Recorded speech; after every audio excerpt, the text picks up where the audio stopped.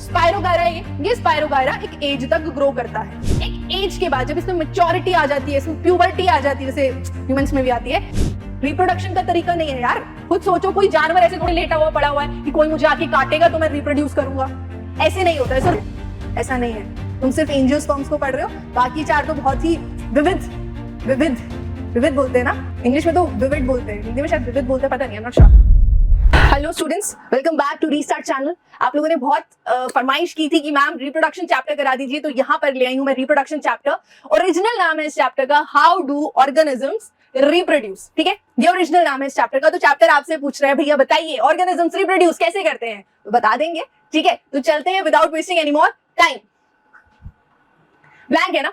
Blank क्यों है? क्योंकि क्वेश्चन है, हम सबके दिमाग में क्वेश्चन है कि हमने बोला हाउ डू ऑर्गेनिजम्स रिप्रोड्यूस, तो ये जो रिप्रोड्यूस है या रिप्रोडक्शन है, ये एक्चुअल में है क्या? अगर कोई डिफाइन करने को मुझसे बोल दे तो मैं क्या बताऊंगी उनको?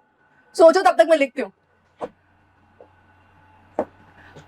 Question is what is reproduction? Reproduction क्या होता है भाई? तो देखो, बहुत सिंपल आंसर है इसका, बहुत सिंपली आप लोगों को बोल सकते हो, reproduction is a process in which organism makes copies of itself. Simple सी बात है, ऐसी प्रक्रिया है, प्रोसेस है जिसमें एक प्राणी, एक ऑर्गेनिज्म अपने जैसे और बनाता है। इतनी सी बात है, तो इसको लिख लेंगे।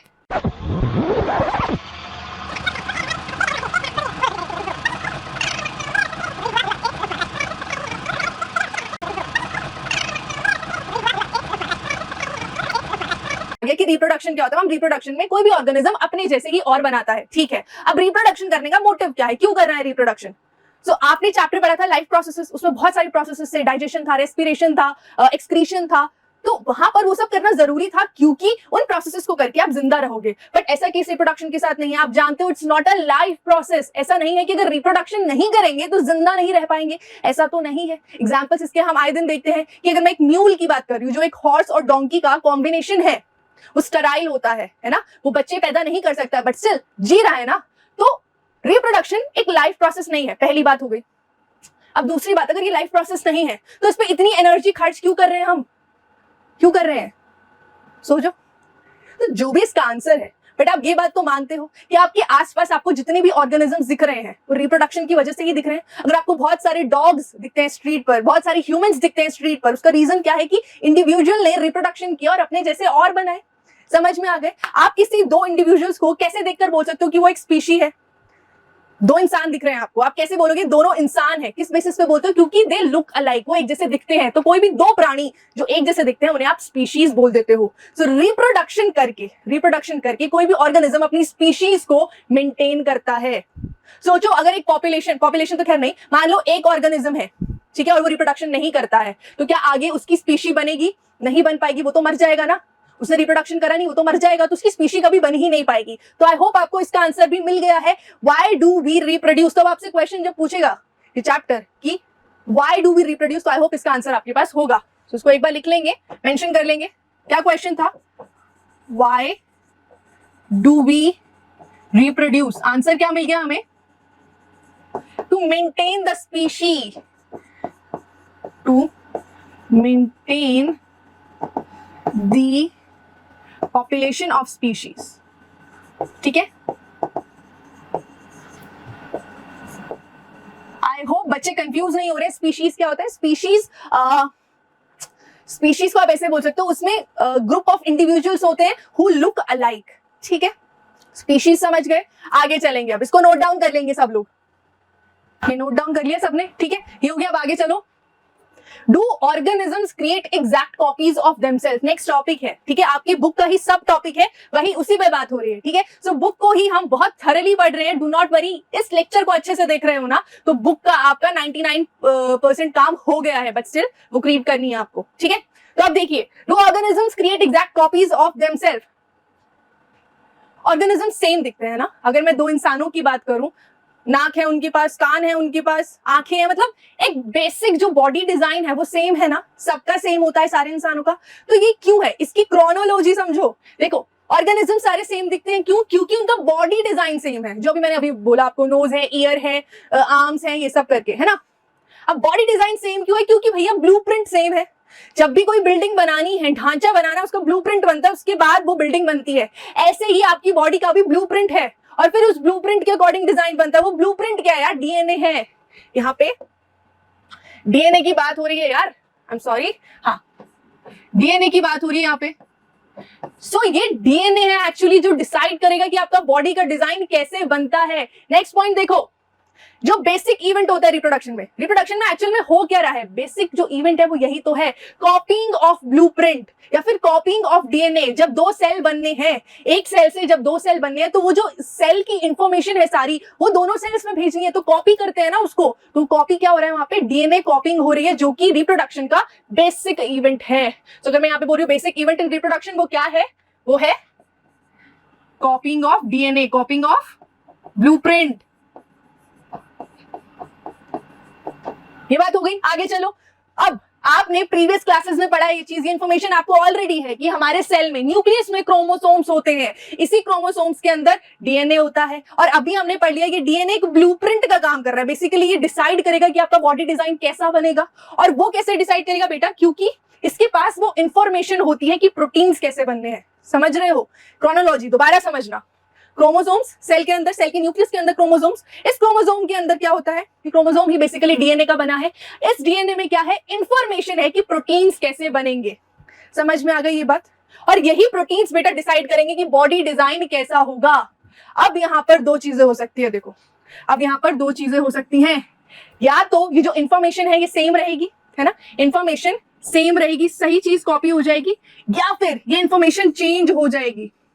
अगर बेटा ये इंफॉर्मेशन चेंज हो गई ना, यहाँ पे डीएनए कॉपी होते वक्त, रिप्रोडक्शन के वक्त जो बेसिक इवेंट है डीएनए कॉपिंग का, अगर वो इंफॉर्मेशन इधर चेंज हो गई ना बेटा, तो क्या होगा? चेंजेस आ जाएंगे ना बॉडी डिजाइन में। अब सेम बॉडी डिजाइन नहीं बनेगा, तो यहां पर क्या आएगा? It will lead to variations. Variations बोले तो चेंजेस।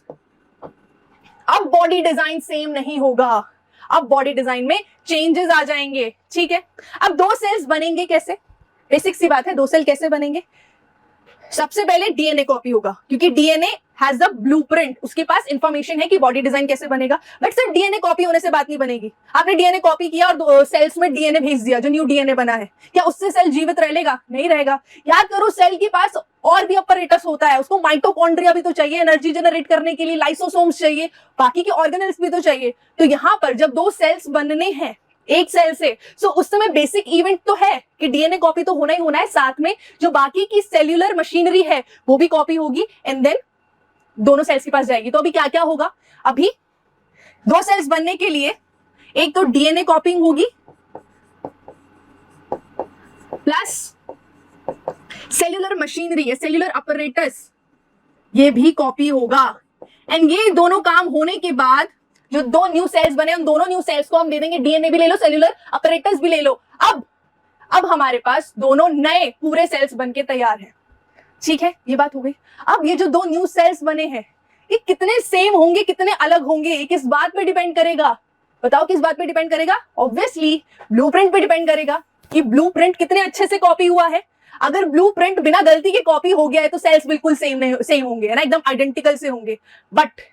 बट अगर कुछ फॉल्ट आ गया, और आप जानते हो ये जो प्रोसेसेस होती हैं, है ना, बायोकेमिकल ये जो प्रोसेसेस होती हैं, ये रिलायबल नहीं होती हैं, ये 100% मिस्टेक प्रूफ नहीं होती हैं, उनमें गलतियां हो ही जाती हैं। तो अगर यहां पर डीएनए कॉपिंग के वक्त गलती आ गई तो जो सेल्स बने हैं वो सेल्स सिमिलर होंगे बट आइडेंटिकल नहीं होंगे।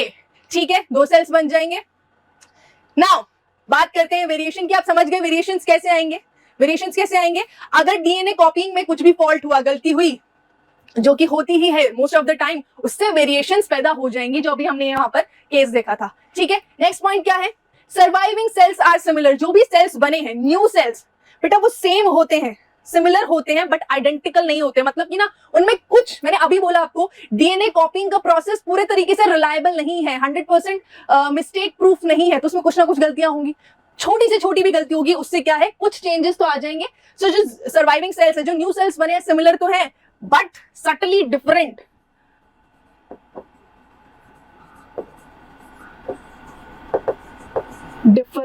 ठीक है, थोड़े से डिफरेंट होते हैं वो, बहुत थोड़े से बट होते हैं।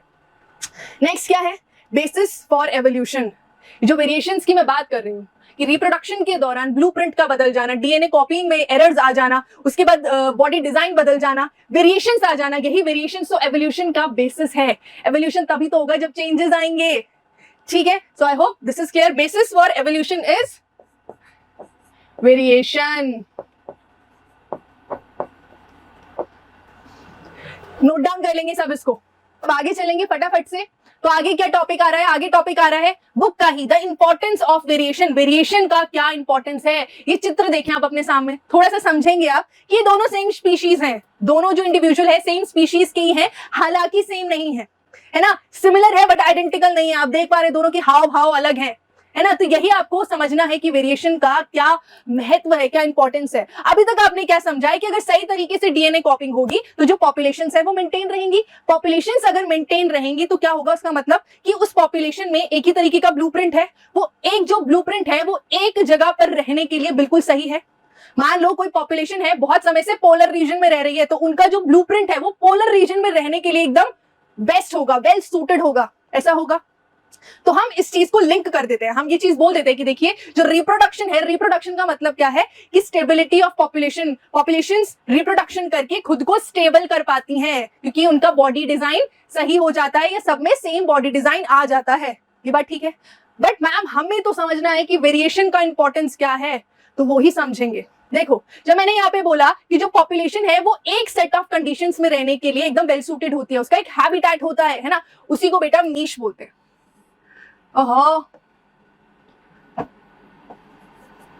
उसी को हम क्या बोलते हैं, उसको हम बोलते हैं बेटा नीश, NICHE, ये नीश। हर एक स्पीशीज का अपना नीश होता है। अगर मैं ह्यूमंस की बात करूं, ह्यूमंस को एक प्रॉपर टेम्परेचर चाहिए, एक प्रॉपर पीएच चाहिए, प्रॉपर ह्यूमिडिटी चाहिए ढंग से रहने के लिए, ऐसी फिशेज के साथ होता है। ऐसे हर अलग स्पीशीज का अपना नीश होता है ना। अब एग्जाम्पल के तौर पे समझो, लेट्स सपोज हम एक पॉपुलेशन की यहाँ पे बात करें जो अपने एक पर्टिकुलर नीश के अनुसार वेल सूटेड है, ठीक है। Let's take an example of polar region के एनिमल्स की बात करते हैं, पोलर रीजन में रहने के लिए बेहतरीन तरीके से सूटेड है। बट लेट्स सपोज यहाँ पे चेंज आता है, लेट्स सपोज यहाँ पे टेम्परेचर बढ़ने लगा।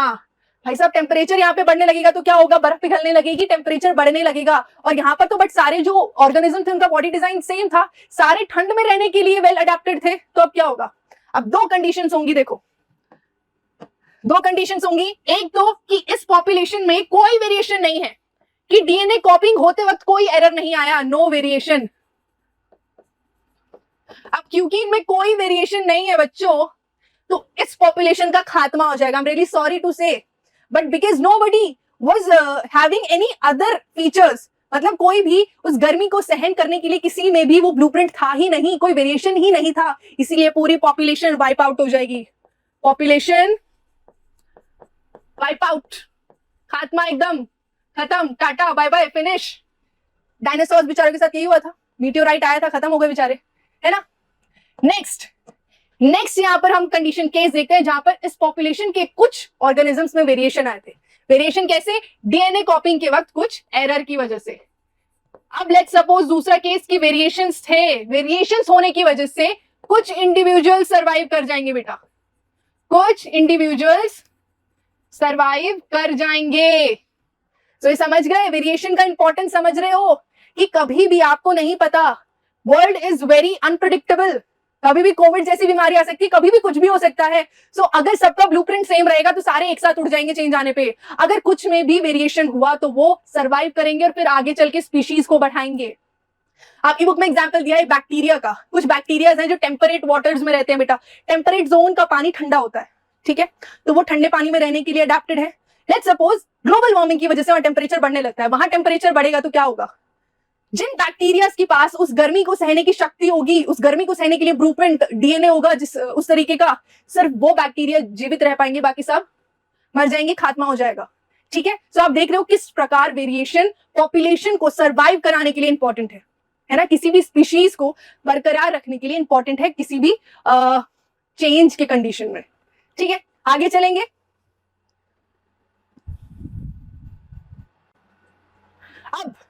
अब आगे भैया इंडेक्स क्वेश्चन। अगर तुमने अच्छे से पढ़ लिया है, अच्छे से अगर तुम लोग पढ़ लिए हो तो तुम्हें ये ये अच्छे से करने होंगे क्वेश्चंस। बुक के क्वेश्चन है क्या, देखो इतना पढ़ने के बाद क्वेश्चन बन रहा है। पहला क्वेश्चन क्या, what is the importance of DNA कॉपिंग in reproduction. आप तो बहुत अच्छे से समझ चुके हो, इतनी बार मैंने तो बोल दिया, रिपीट कर दिया, तो तुम्हें याद हो गया होगा कि डीएनए कॉपिंग की वजह से बॉडी डिजाइन सेम रहते हैं, क्योंकि ब्लूप्रिंट सेम रहता है ना। सही तरीके से डीएनए कॉपी होगा, सही तरीके से ब्लूप्रिंट बनेगा, सही तरीके से बॉडी डिजाइन्स बनेंगे, same to same body designs बनेंगे और सेल्स पूरे तरीके से आइडेंटिकल होंगे। सो इसीलिए डीएनए कॉपी अच्छे से होना जरूरी है। बिकॉज अगर डीएनए कॉपिंग के वक्त वेरिएशंस आ गए और अगर वो वेरिएशंस बहुत ही ज्यादा हुए, बहुत ड्रास्टिक हुए, बहुत खतरनाक वेरिएशंस हुए, तो सेल जिंदा नहीं रह पाएगा। ठीक है, सो डीएनए कॉपिंग ढंग से हो, ये बहुत इंपॉर्टेंट है रिप्रोडक्शन के दौरान। Now, why is variation beneficial to the species but not necessarily for the individual? Individual के लिए वेरिएशन ज्यादा काम की नहीं है, बट पॉपुलेशन के लिए बहुत काम की है। ये क्वेश्चन आप खुद से ढूंढेंगे। ठीक है, बुक में आंसर है इसका, क्लियरली इसी लाइन में आंसर है, आपको बस ढूंढना होगा। ठीक है, चलेंगे आगे। मोड्स ऑफ रिप्रोडक्शन पे हम लोग आ चुके हैं और आप जानते हो अगर बुक के सीक्वेंस से हम लोग चल ही रहे हैं तो बुक के सीक्वेंस में सबसे पहले एसेक्सुअल रिप्रोडक्शन के मोड्स आ जाते हैं। एसेक्सुअल रिप्रोडक्शन आप बहुत अच्छे से जानते हैं, जिसमें only single parent is required, एक ही पेरेंट बहुत सारे बच्चे बनाता है। ठीक है, एसेक्सुअल मोड, एसेक्सुअल रिप्रोडक्शन के मोड्स, टाइप्स अब हम लोग देखने वाले हैं। सबसे पहला कौन सा है, फिजन है। ठीक है, एक बार इसको देखो, थोड़ा समझो एक्चुअल में क्या हो रहा है। एक सेल था, एक सेल से क्या हुआ, दो सेल्स यहाँ पे बन रहे हैं। तो बेटा फिजन, फिजन को हम सेल डिवीजन भी बोलते हैं। देखो कौन सा कलर, ओके ये ले लेते हैं व्हाइट। सो फिजन को बेटा हम सेल डिवीजन भी बोलते हैं, फिजन और सेल डिवीजन। अब ये जो फिजन है बेटा, ये भी टाइप्स है, इसमें भी आपको टाइप्स देखने को मिलेंगे। ठीक है, एक सेल से जो बहुत सारे सेल्स बनेंगे उसमें टाइप है। अब ये सेल डिवीजन दो तरीके का है, एक है हमारा बाइनरी सेल डिवीजन या बाइनरी फिजन, और दूसरा है हमारा मल्टीपल फिजन। नाम से आप समझ पा रहे हो, है ना, नाम से समझ पा रहे हो, बाइनरी और मल्टीपल। बाइनरी का मतलब क्या होता है, आपने मैथ्स में या फिर आईटी में ये टर्म पढ़ा होगा, binary two, it means two. तो यहां पर बाइनरी फिजन में एक सेल से दो डॉटर सेल्स बनती हैं। बाइनरी फिजन, दो में बट जाना, स्प्लिट हो जाना, डिवाइड हो जाना। ठीक है, एक सेल दो में जब बट जाए तो वो बाइनरी फिजन है। और मल्टीपल वैसे ही हो गया कि जब एक सेल बहुत सारे सेल्स में बट जाए तो वो मल्टीपल फिजन होगा। अब ये आपको देखना है किस किस में होता है। अभी सबसे पहले देखेंगे हम बाइनरी फिजन को।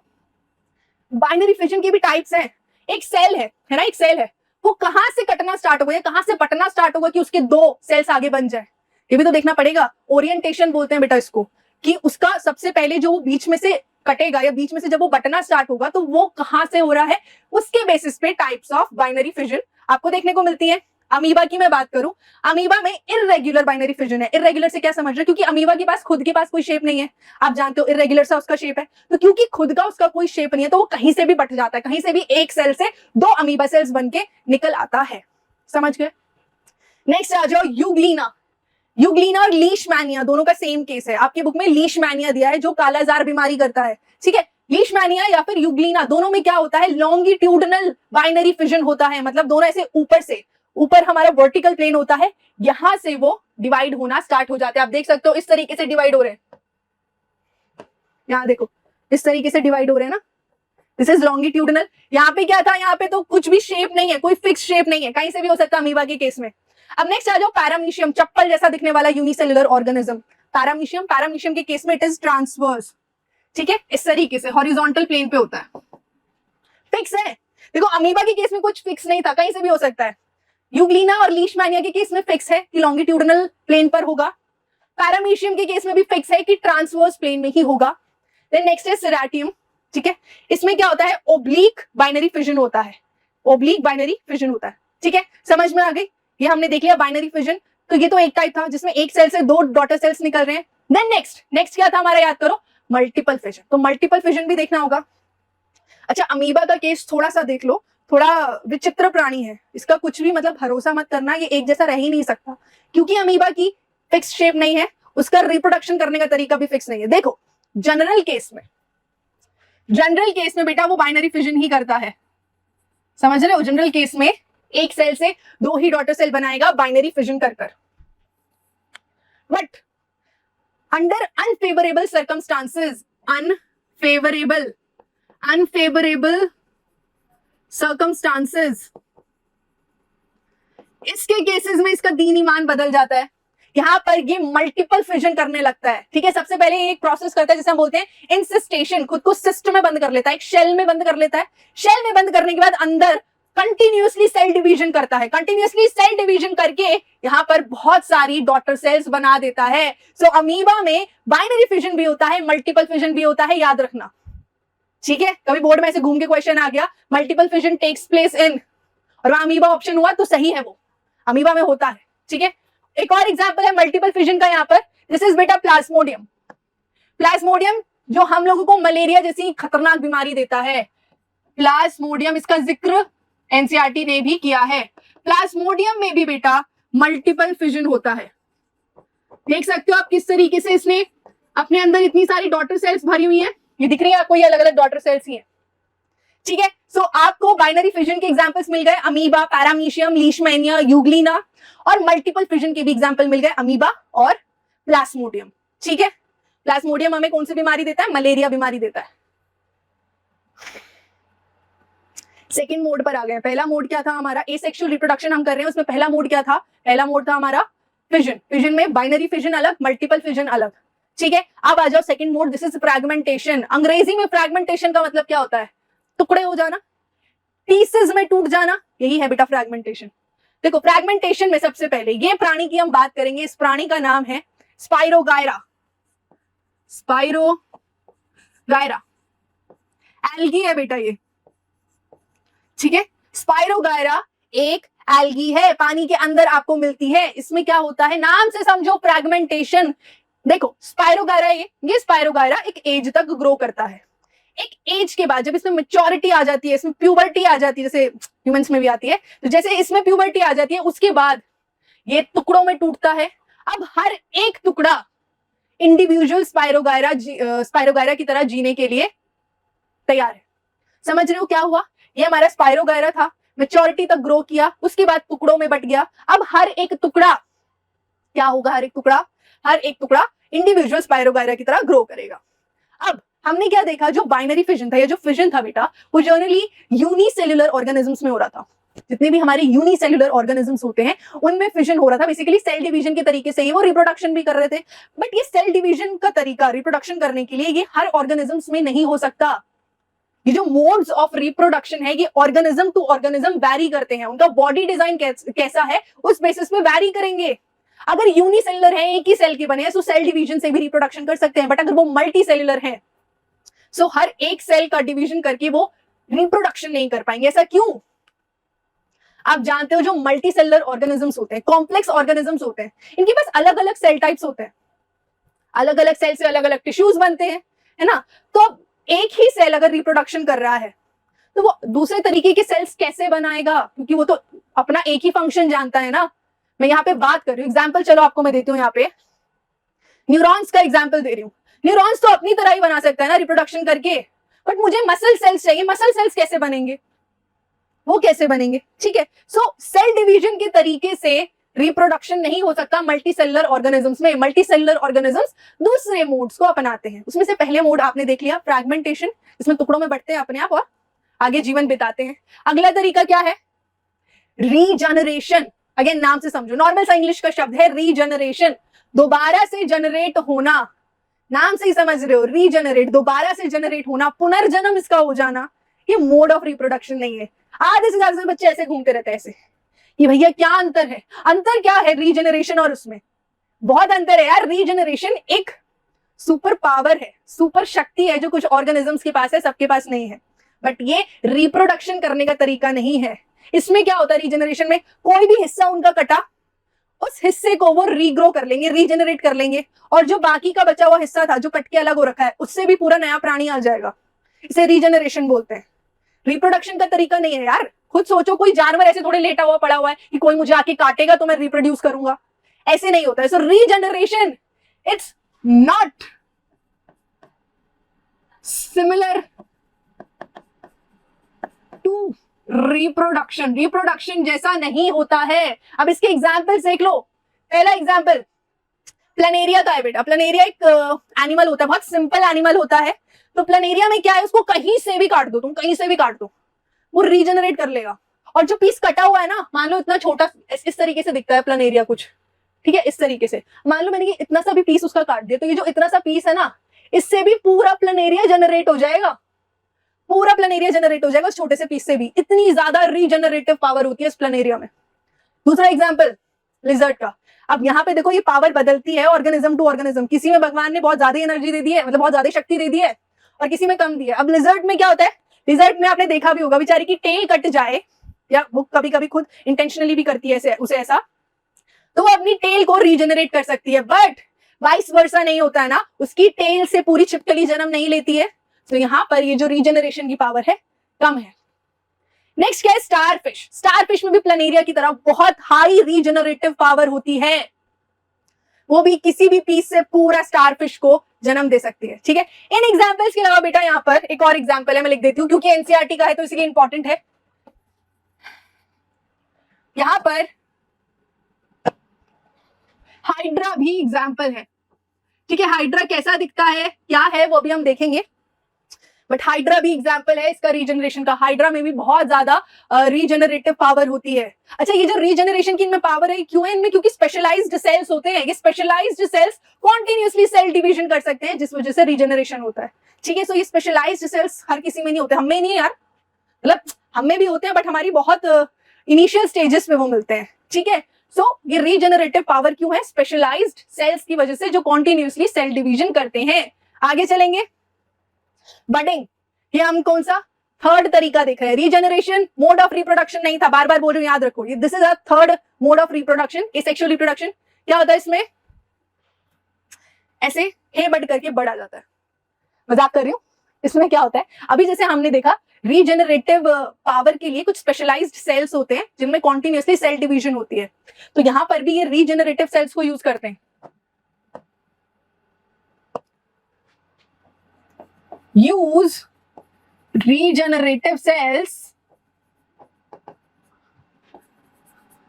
for rapid cell division at one site। क्या होगा इसका एग्जाम्पल, क्या है, ये ईस्ट है यार, ईस्ट है ये, ठीक है, दिस इज ईस्ट। ईस्ट में क्या होता है, एक जगह पे ये जो स्पेशलाइज्ड रीजनरेटिव सेल्स हैं ये कॉन्टिन्यूसली बहुत जल्दी जल्दी सेल डिवीजन करते हैं, तो वहां पे क्या होता है, एक आउटग्रोथ आ जाता है। अब ये आउटग्रोथ क्या है, ग्रो करता रहता है, ग्रो करता रहता है, फिर एक पॉइंट के बाद ये आउटग्रोथ जो है इतना मिच्योर हो जाता है कि ये खुद से डिटैच हो जाता है पेरेंट की बॉडी से, एंड देन अपना इंडिपेंडेंट जीवन व्यतीत करता है, ठीक है। सो अब क्या होगा, cell division at one site, ये वन साइट पे सेल डिवीजन हुआ, उसके बाद क्या होगा, due to this an outgrowth appears on organism body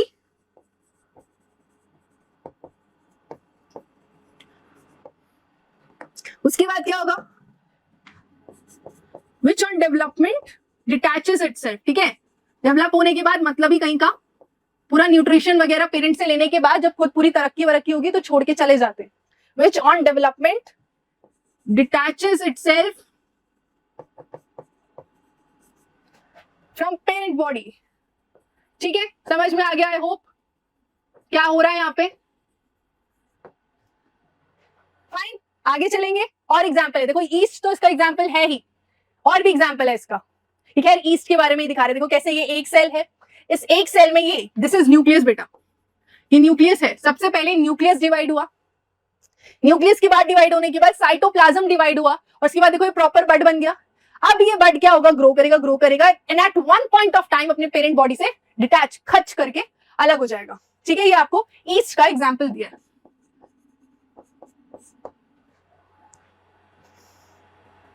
ये देखो ये क्या है, this is hydra, this is what, this is hydra.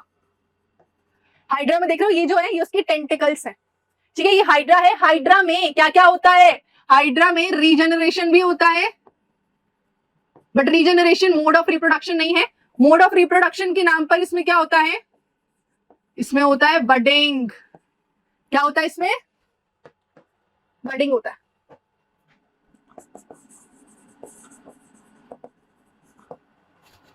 ठीक है, बडिंग होता है इसमें। देखो इसमें आपको दिखेगा अभी ये जो दिख रहा है ये आउटग्रोथ है, दिस इज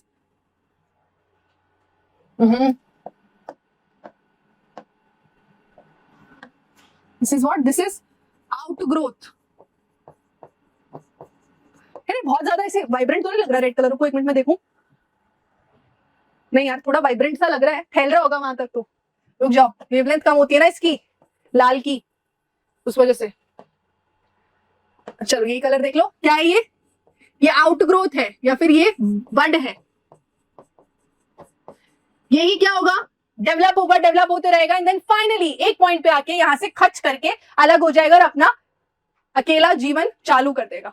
ठीक है, सो इस तरीके से एसेक्सुअल रिप्रोडक्शन होता है सिंपलर ऑर्गेनिजम्स में, हालांकि ये मल्टीसेलुलर है, यूनिसेलुलर नहीं है। Vegetative propagation, very important, very very important topic. ठीक है, बहुत इंपॉर्टेंट टॉपिक है ये, इससे बोर्ड क्वेश्चन ना दे, मुझे नहीं पता क्या मजबूरी होती है कि इससे क्वेश्चन नहीं कभी भी बनता है, मतलब कभी ना बने ऐसा नहीं होता है, ये बोलना चाह रही हूं मैं। ठीक है, सो इससे हर साल कोई एक ना एक क्वेश्चन यहां से बनता ही बनता है, ये फेवरेट टॉपिक है बोर्ड्स का। सो वेजिटेटिव रिप्रोडक्शन को अच्छे से समझो, वेजिटेटिव प्रोपगेशन है ना, इंपॉर्टेंट है। तो देखो, जब मैं वेजिटेटिव प्रोपगेशन की बात कर रही हूँ, इसको भी इंग्लिश के वर्ड्स ब्रेक करो, इंग्लिश सारी इंग्लिश ही चलती है बायोलॉजी में, अगर इंग्लिश अच्छे से आती है तो बायोलॉजी के बहुत सारे कॉन्सेप्ट तो यूं समझ लोगे। वेजिटेटिव प्रोपगेशन, वेजिटेटिव का मतलब ऐसे प्लांट के पार्ट्स जिन्हें आप खाते हो, ठीक है, सो रूट्स, स्टेम्स, लीव्स, जिन्हें आप खाते हो जनरली, इनसे जब आप प्लांट्स को प्रोपगेट करा रहे हो, रिप्रोड्यूस करा रहे हो, इस तरीके को वेजिटेटिव प्रोपगेशन बोल देंगे। लिख लेंगे इसे, रूट्स,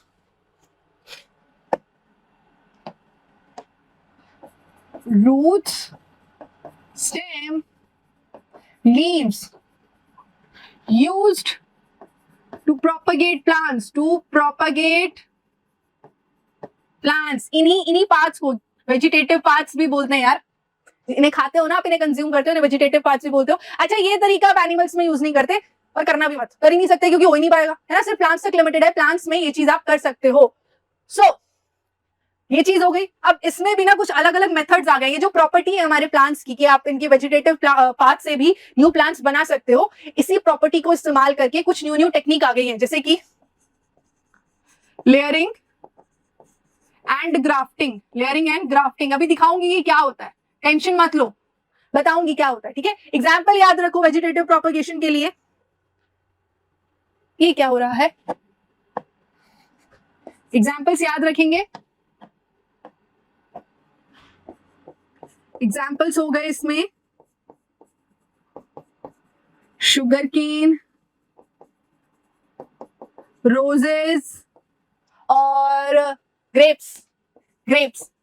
ठीक है, देखो आपको क्वेश्चन बनता है कि वेजिटेटिव प्रोपगेशन के एडवांटेजेस क्या क्या है, क्यों वेजिटेटिव प्रोपगेशन यूज करना है। आप तो सेक्सुअल रिप्रोडक्शन भी करवा सकते हैं पौधों में, प्लांट्स में, तो क्यों भैया वेजिटेटिव प्रोपगेशन क्यों हम लोग वो कर रहे हैं इस चीज को। सो यहाँ पे आपको आंसर क्या देना होगा, इधर तो आगे स्पेस नहीं होगी, तो हम क्या करते हैं, एक काम कर रही हूं मैं, ये वाला पार्ट हटा रही हूँ, मैं आगे लिख दूंगी। ठीक है, तो ये इसको हम हटा देते हैं, इस वाले पार्ट को हम लोग साफ कर देते हैं। अब यहाँ एडवांटेजेस लिख लो बेटा, 3 मार्क की एडवांटेजेस आपको आती हैं, तो मैं 3 पॉइंट्स दे रही हूँ 3 मार्क्स के लिए। एडवांटेजेस ऑफ वेजिटेटिव प्रोपगेशन, समझ जाना, VP stands for vegetative propagation. बस प्लीज एग्जाम में ऐसे मत लिख के आना, मैं टीचर हूं, मैं इतना कर सकती हूँ, तुम लोग स्टूडेंट हो, तुम लोग नहीं कर सकते, डिफरेंस। ठीक है, पूरे तरीके से कोई शॉर्ट फॉर्म्स यूज नहीं करेगा एग्जाम में, फुल फॉर्म लिख के आएंगे सब। ठीक है, पहला क्या है कि वेजिटेटिव प्रोपगेशन से जो प्लांट्स है वो जल्दी उगते हैं। ठीक है, flowers and fruits grown earlier then using seeds को यूज करोगे, सेक्सुअल रिप्रोडक्शन कराओगे, तो उससे प्लांट्स को उगाने में समय ज्यादा लगता है। जब आप वेजिटेटिव रिप्रोडक्शन के थ्रू प्लांट्स को प्रोपगेट कराते हो तो उसमें जल्दी फल आते हैं, जल्दी फूल आते हैं, और यही चाहिए होता है फार्मर्स को। ठीक है, उनके लिए वही काम का है। नेक्स्ट, इस टेक्निक को यूज करके, इस प्रॉपर्टी को यूज करके आप ऐसे प्लांट्स को भी दोबारा से प्रोपगेट करा सकते हो which have lost the capacity to produce seeds.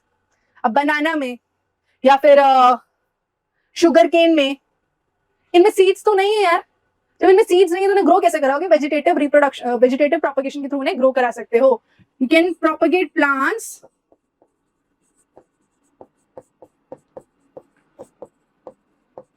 which have lost the capacity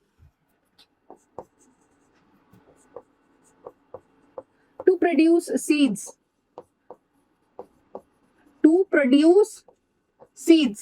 ठीक है, जैसे कि बनाना, जैसे कि शुगर केन, जैसे कि ग्रेप्स, इन सब में सीड्स नहीं होती, सीडलेस प्लांट्स है, तो इन्हें भी आप वेजिटेटिव प्रोपगेशन के थ्रू उगा सकते हैं. Then last but not the least, last इसका क्या एडवांटेज हो जाएगा, क्योंकि 3 पॉइंट्स मैंने आपको बोले, 3 पॉइंट्स के लिए हमें 3 मार्क्स के लिए 3 पॉइंट्स देने होंगे.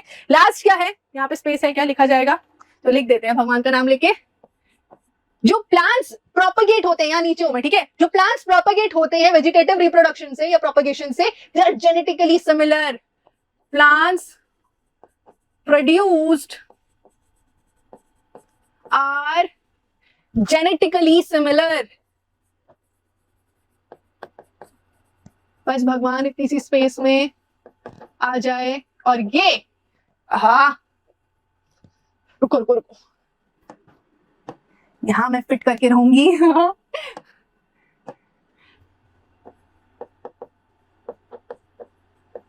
ये ठीक है, जेनेटिकली सिमिलर होते हैं, तो जिन फार्मर्स को एक ही क्रॉप को बार बार ग्रो करना है ना, समझो कुछ पोटैटोज हैं जिन्हें वो हर साल ग्रो करके लेज वालों को बेचते हैं. अब उन्हें एक ही प्रॉपर्टी चाहिए अपने सारे पोटैटोज में, और सेक्सुअल रिप्रोडक्शन होगा तो वेरिएशन आ जाएगी, तो वो क्या करते हैं, वेजिटेटिव प्रोपगेशन से ग्रो करवाते हैं उन्हें, तो वो जेनेटिकली सिमिलर रहते हैं, हर साल उन्हें नए सीड्स नहीं लेने पड़ते, बच जाते हैं. ये हो गया. ये देखो बेटा, मैंने आपको बोला था लेयरिंग और ग्राफ्टिंग में आपको बताऊंगी. पहला है ये layering, this is called layering. Layering में देखो क्या करते हैं, जो पेरेंट प्लांट होता है, पेरेंट प्लांट का एक पार्ट ले लेते हैं, ठीक है, मान लो उसकी ब्रांच ले ली, ब्रांच लेके सॉइल के अंदर उसको सॉइल पे कवर कर देते हैं. अब ये जो पार्ट है ना, इस पार्ट में रूट्स आना स्टार्ट हो जाएंगी. जैसे ही रूट्स आना स्टार्ट हो जाएंगी इस वाले पार्ट में, देखो ये ब्रांच ली, ब्रांच को सॉइल के अंदर कर दिया, इस तरीके से खींचे सॉइल के अंदर कर दिया. अब इसमें क्या होता है, जैसे ही रूट्स आना चालू हो जाती हैं, तो ये क्या है, न्यू प्लांट बनना स्टार्ट हो जाता है. और अलग करने के लिए, इंदौर को अलग करने के लिए क्या करते हैं, यहाँ से खच करके काट देते हैं उन्हें, तो अब क्या है, यहाँ से न्यू प्लांट बनना स्टार्ट हो गया. So this process is called layering, जहां पर पेरेंट प्लांट का एक पार्ट लेकर हम उसे सॉइल से लेयर कर देते हैं, जिसमें वो अपना अलग न्यू प्लांट बन जाता है. ठीक है, this is layering. Next is बेटा grafting. Next is what, grafting. Grafting में देखो दो प्लांट्स को लिया जाता है, एक प्लांट का नीचे वाला हिस्सा लिया जाता है जिससे रूट बनेगी, ठीक है, दिस पार्ट जो रूट बनाएगा, इसको बेटा सियन भी बोलते हैं, सियन, ठीक है, इसे सियन भी बोलते हैं, जो कि रूट फॉर्मेशन करेगा. एंड देन दूसरे प्लांट का हम अपर पार्ट लेते हैं, ठीक है, जो कि स्टेम फॉर्म करेगा, इसे स्टॉक बोलते हैं. ठीक है, उल्टा तो नहीं लिख रही हूं मैं, एक सेकंड में चेक करो, उल्टा तो नहीं लिख रही हूं, मेरे ख्याल से उल्टा लिख रही हूँ यार, चेक कर लें एक बार.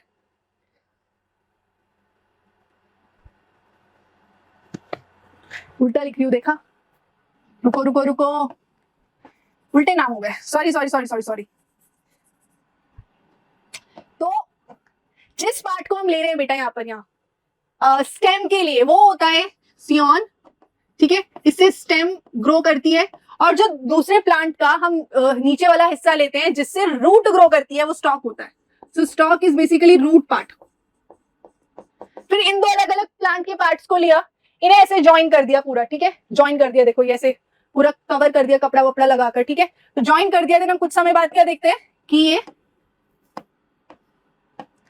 देन कुछ समय बाद आप क्या देखोगे कि ये पूरा कनेक्ट हो जाता है, ज्वाइन हो जाता है, और इसमें न्यू प्लांटलेट्स आना स्टार्ट हो जाते हैं. ठीक है, सो इस वाले तरीके को क्या बोलते हैं, ग्राफ्टिंग बोलते हैं. ये दोनों तरीके आपको किस में देखने को मिलते हैं, शुगर केन, रोजेस, ग्रेप्स, इन तीनों में लेयरिंग और ग्राफ्टिंग होती है.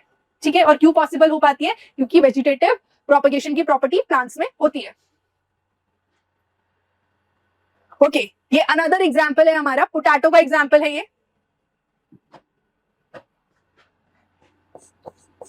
पोटैटो का एग्जांपल यहाँ पे हमने लिया है. ठीक है, ये आपको दिख रहा है, ये अपन के काम का है.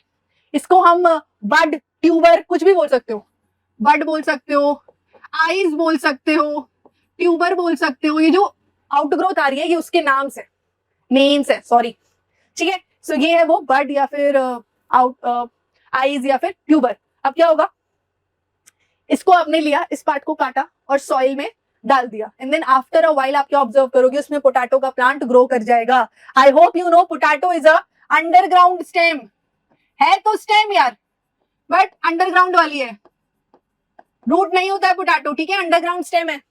इस तरीके से तो आप कैसे ग्रो कर सकते हो, या तो ये वाला पोटैटो लेकर ही डाल दो एज इट इज, या फिर ये पार्ट काट कर भी डालोगे तो भी उससे न्यू पोटैटो प्लांट प्रोपगेट हो जाएगा। This is vegetative propagation. ये पहला एग्जांपल था, किस पार्ट से आप प्रोपगेट करते हो, बड, आई या ट्यूबर, इन तीन में से एक नाम। नेक्स्ट आ गया आपके पास दूसरा एग्जांपल है, ये दूसरा एग्जांपल किसका है, ब्रायोफिलम का है, बुक में भी दिया है ब्रायोफिलम। ब्रायोफिलम की स्पेशलिटी क्या होती है, देखो इसका ये लीफ है, इस लीफ के इधर भी अलग से मार्जिन पे भी छोटे छोटे से बड्स हैं, लीफ के मार्जिन पर भी छोटे छोटे लीफ बड्स हैं। यही लीफ बड्स अगर सॉइल के कांटेक्ट में आ जाए तो वहीं पर न्यू प्लांट ग्रो हो जाएगा। सो ब्रायोफिलम के केस में वेजिटेटिव प्रोपगेशन किस पार्ट से होती है, लीफ मार्जिन से, ठीक है। आपको क्वेश्चन क्या बनेगा, अलग अलग प्लांट दे देंगे, उसमें पूछेंगे वेजिटेटिव पार्ट्स क्या है जिससे प्रोपगेशन हो सकती है।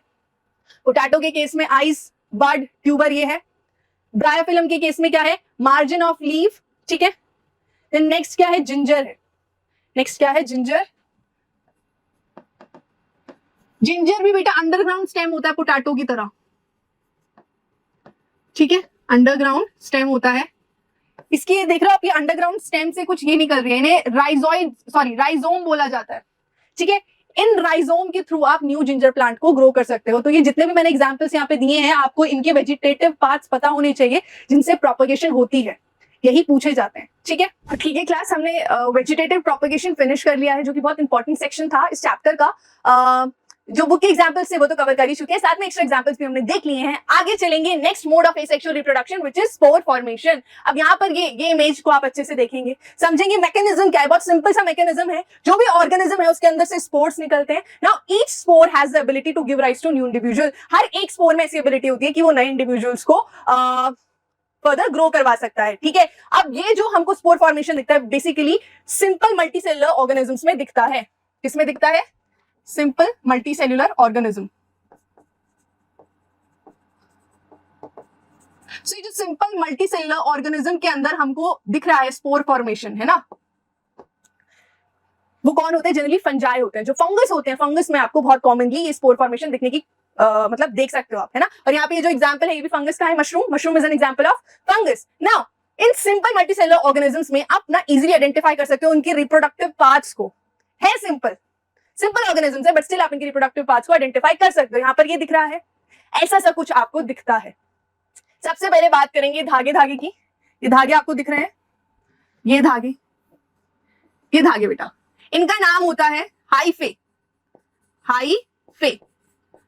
ये रिप्रोडक्टिव पार्ट नहीं है, ठीक है, सपोर्टिंग पार्ट है, सपोर्टिंग स्ट्रक्चर है, not reproductive part, not reproductive part.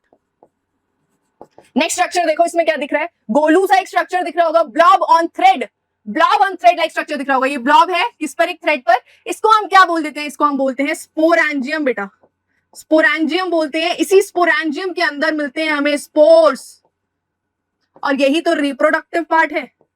ये रिप्रोडक्टिव पार्ट है क्योंकि इसके अंदर आपको स्पोर्स देखने को मिलेंगे। एग्जाम्पल के तौर पे इसको समझते हैं। ये देखिए, ये क्या है, ये एक ब्रेड मोल्ड है, ब्रेड मोल्ड। देखा है कभी ब्रेड पे फुफुंदी लगते हुए, देखा है?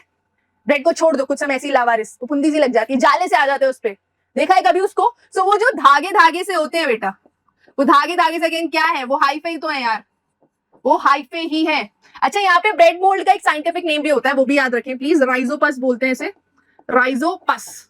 ये ब्रेड मोल्ड का, जो ब्रेड पे लगी फुफुंदी होती है, उसका साइंटिफिक नेम है राइजोपस। अब हाइफे आपने देख लिया, उसके बाद again blob on thread like structure क्या है ये, दिस इज स्पोरेंजियम। स्पोरेंजियम को हमने ऐसे जूम करके आपको दिखाया है। अब इस स्पोरेंजियम के अंदर बहुत सारे हमको दिखेंगे छोटे से टाइनी सी स्पोर्स, और हर एक स्पोर क्या करता है, हर एक स्पोर में ताकत होती है कि वो न्यू इंडिविजुअल को जन्म दे सकता है। सो ये क्या है, ये हमारा स्पोरेंजियम है, स्पोरेंजियम विद स्पोर्स। अब यार स्पोर्स की देखो यार स्पेशलिटी आप समझ ही गए हो कि उनसे एक न्यू ऑर्गेनिज्म बॉर्न हो सकता है। पर इसकी एक और स्पेशलिटी आपको पता है, ये spores can live up to 100 of years. Why? Because they have thick covering. ये जो स्पोर्स होते हैं they have really very protective thick covering, जो इन स्पोर्स को बहुत लंबे समय तक चलने देता है। तो ये स्पोर्स सपोज करो ऐसी एयर में घूम रहे हैं, ठीक है, ऐसी एयर में घूम रहे हैं मस्त, जहां इनको दिखेगा कि यार मॉइस्ट सरफेस, खाना और ह्यूमिडिटी दोनों एक ही जगह मिल गए, ये सीधा वहां जाके अटैक करते हैं और अपनी कॉलोनी बनाना, सेटअप करना स्टार्ट कर देते हैं। तो इस तरीके से जो फंजाई है उनमें रिप्रोडक्शन हमें देखने को मिलता है स्पोर रिप्रोडक्शन के थ्रू। समझ में आ गए? ये याद से लिख लेना, spores have thick covering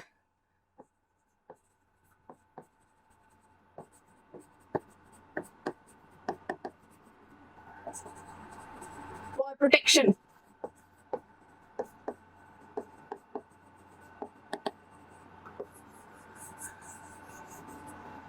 fine, is it fine? आगे चल सकते हैं अब। टिश्यू कल्चर आपकी बुक में डब्बे में ये दिया गया है टिश्यू कल्चर, बट इंपॉर्टेंट है। आजकल जैसे जैसे टेक्नोलॉजी बेटा बढ़ती जा रही है ना, वैसे वैसे नए नए तरीके आ गए हैं प्लांट्स को प्रोपेगेट कराने का। आप वेजिटेटिव रिप्रोडक्शन तो देख ही चुके हो, अब इसको भी देख लो, टिश्यू कल्चर को। इसको स्टेप वाइज स्टेप देखेंगे। सबसे पहले आपको क्या करना है, जो भी आपका प्लांट है उससे आपको टिश्यू निकालना है या सेल्स निकालना है उसके ग्रोइंग रीजन से। तो सबसे पहला स्टेप हमारे यहाँ पे क्या हो जाएगा, सबसे पहला स्टेप हो जाएगा एक्सट्रैक्ट टिश्यूज और cells from growing tip of plant. ठीक है, ग्रोइंग टिप ऑफ प्लांट से, ग्रोइंग टिप ऑफ प्लांट से आपको क्या करना है, कुछ सेल्स को या टिश्यूज को एक्सट्रैक्ट कर लेना है। ये पहला स्टेप हो गया, ये आपने कर लिया। नेक्स्ट स्टेप में अब ये जो आपने टिश्यूज लिए हैं, ये जो सेल्स आपने लिए, आपने क्या करना है, इनके अंदर प्रोपगेशन करानी है। ठीक है, कि सेल डिवीजन करवाना है। तो सेल डिवीजन कराने के लिए आप क्या करते हो, इसको आर्टिफिशियल मीडियम में इसको रख देते हो। आर्टिफिशियल मीडियम में आप इसको रख देते हो, जो लेबोरेटरी में आप बनाते हो। इसमें बेसिकली न्यूट्रिएंट्स होते हैं, ताकि इन न्यूट्रिएंट्स से एक्टिवेट हो जाए ये सेल और इनमें सेल डिवीजन स्टार्ट हो जाए। तो जब आपने इसे आर्टिफिशियल मीडियम में रख दिया, इस टिश्यू को जिसे आपने एक्सट्रैक्ट किया है प्लांट से, इसमें आप देखते हो कि ग्रुप ऑफ सेल्स आ जाते हैं। समझ रहे हो, जो सेल्स है उनमें सेल डिवीजन होती है और ज्यादा सेल्स आ जाते हैं। तो जो ग्रुप ऑफ सेल्स आपको मिल रहे हैं इस मीडियम में रखने के बाद, उसको बोल देते हैं कैलस। क्या बोल देते हैं? Callus, CALLUS, callus. अब ये जो कैलस मिला आपको, गुच्छा मिला है सेल्स का, इसको आप क्या करोगे, एक दूसरे मीडियम में रख दोगे। अब इस मीडियम के अंदर होंगे प्लांट हार्मोन्स। याद करो, जो आपने कंट्रोलर कोऑर्डिनेशन में प्लांट हार्मोन्स पढ़े हैं, ऑक्सिन, जिबरलिन, साइटोकाइनिन्स, वो भर भर के होते हैं इस वाले मीडियम में, ताकि शूट इनिशिएट हो, रूट इनिशिएट हो, सेल डिवीजन इनिशिएट हो। तो यहां पर आपको अब इसको शिफ्ट करना होगा। जब कैलस बन गया है, ग्रुप ऑफ सेल्स बन गए हैं, तो आपको इसको शिफ्ट करना होगा in medium having plant hormones, medium with plant hormones. ठीक है, अब जैसे ही आप इसके अंदर रखोगे कैलस को, आप देखोगे छोटे छोटे से प्लांटलेट्स आ जाएंगे। तो इस स्टेज पे आपको क्या दिखेंगे, प्लांटलेट्स दिखेंगे, प्लांटलेट्स दिखेंगे। अब फाइनल स्टेप, जब ये प्लांटलेट्स दिख गए छोटे छोटे से आपको, उसके बाद आपने बस क्या करना है, उनको सॉइल में जाकर रख देना है। So once they are in soil, फिर उनकी नेचुरल ग्रोथ होती है। बिकॉज देखो प्लांटलेट स्टेज पर तो वो आ ही गए थे ना, प्लांटलेट स्टेज पर आने के बाद आप उनको सॉइल में डालोगे, so they can grow now. So यहां से you just need to put them in soil.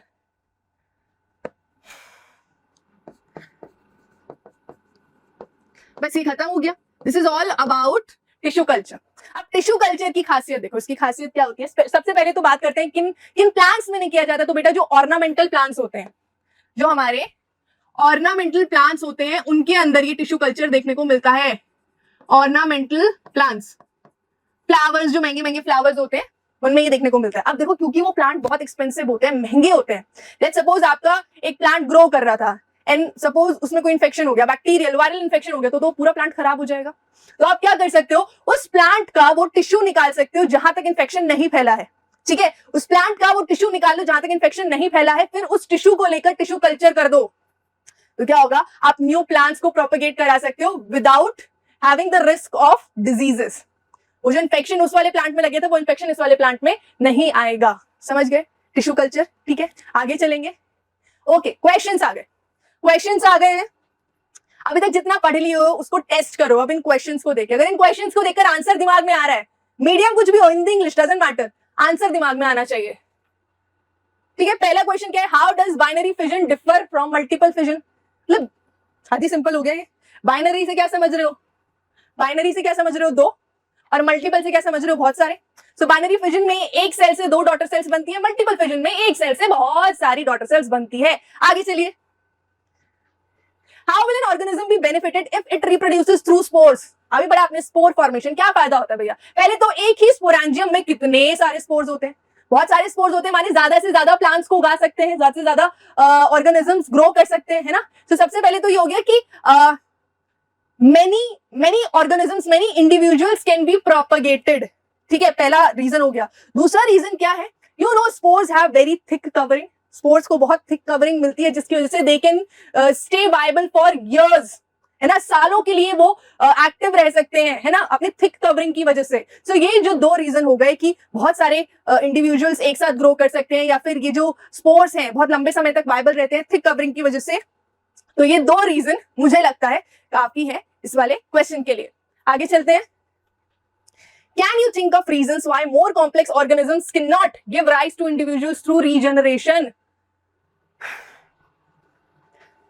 हम लोग रिप्रोडक्शन क्यों नहीं कर रहे हैं रीजनरेशन से, कॉम्प्लेक्स ऑर्गेनिजम्स में ऐसा क्यों नहीं हो रहा है। देखो समझो, जो सिंपल ऑर्गेनिजम्स है जिनमें आपको रीजनरेशन देखने को मिलती है, जैसे हाइड्रा में, प्लानेरिया में, स्टारफिश में, they are simple multicellular organism. और अगर आप इनका बॉडी देखोगे ना, the body is composed of similar type of cells, जो ज्यादातर सेल्स हैं वो सारे एक जैसे ही हैं। बट वही जब आप कॉम्प्लेक्स ऑर्गेनिज्म की बात करते हो, कॉम्प्लेक्स ऑर्गेनिज्म में ऑर्गन लेवल की ऑर्गेनाइजेशन है ना, हमारे अंदर अलग अलग ऑर्गन्स है, हार्ट है, स्टमक है, ब्रेन है, लिवर है, अलग अलग ऑर्गन्स है। हालांकि these organs work together as a unit, एक साथ काम कर रहे हैं एक यूनिट की तरह, बट डिफरेंट डिफरेंट ऑर्गन्स तो हैं। सो हमारे केस में हम लॉस्ट पार्ट्स को तो रीजनरेट कर सकते हैं कि स्किन लॉस्ट हो गई तो स्किन को रीजनरेट कर लिया, ब्लड लॉस्ट हो गया ब्लड को रीजनरेट कर लिया, इन सिंगल सिंगल चीजों को तो रीजनरेट कर सकते हैं। बट हमारे अंदर रीजनरेशन के थ्रू पूरे न्यू ऑर्गेनिज्म को रिप्रोड्यूस नहीं कराया जा सकता। तो इसका सिंपल रीजन क्या हो गया कि मल्टीसेलुलर ऑर्गेनिजम्स में ऑर्गन लेवल का ऑर्गेनाइजेशन होता है। Due to this it is not feasible for multicellular organisms, complex multicellular organisms to reproduce via regeneration. Now why is vegetative propagation practice for growing some type of plants? ये आप देख चुके हो, हमने तीन इंपॉर्टेंट रीजंस देखे थे, तीन इंपॉर्टेंट रीजंस देखे थे हमने, ये तीन इंपॉर्टेंट रीजंस हमने देखे थे यहां पर। This is 1, this is 2 and this is 3। ये देखे थे कि भैया फ्लावर और फ्रूट्स जल्दी आते हैं अगर हम वेजिटेटिव प्रोपेगेशन से प्लांट्स को रिप्रोड्यूस करा रहे हैं।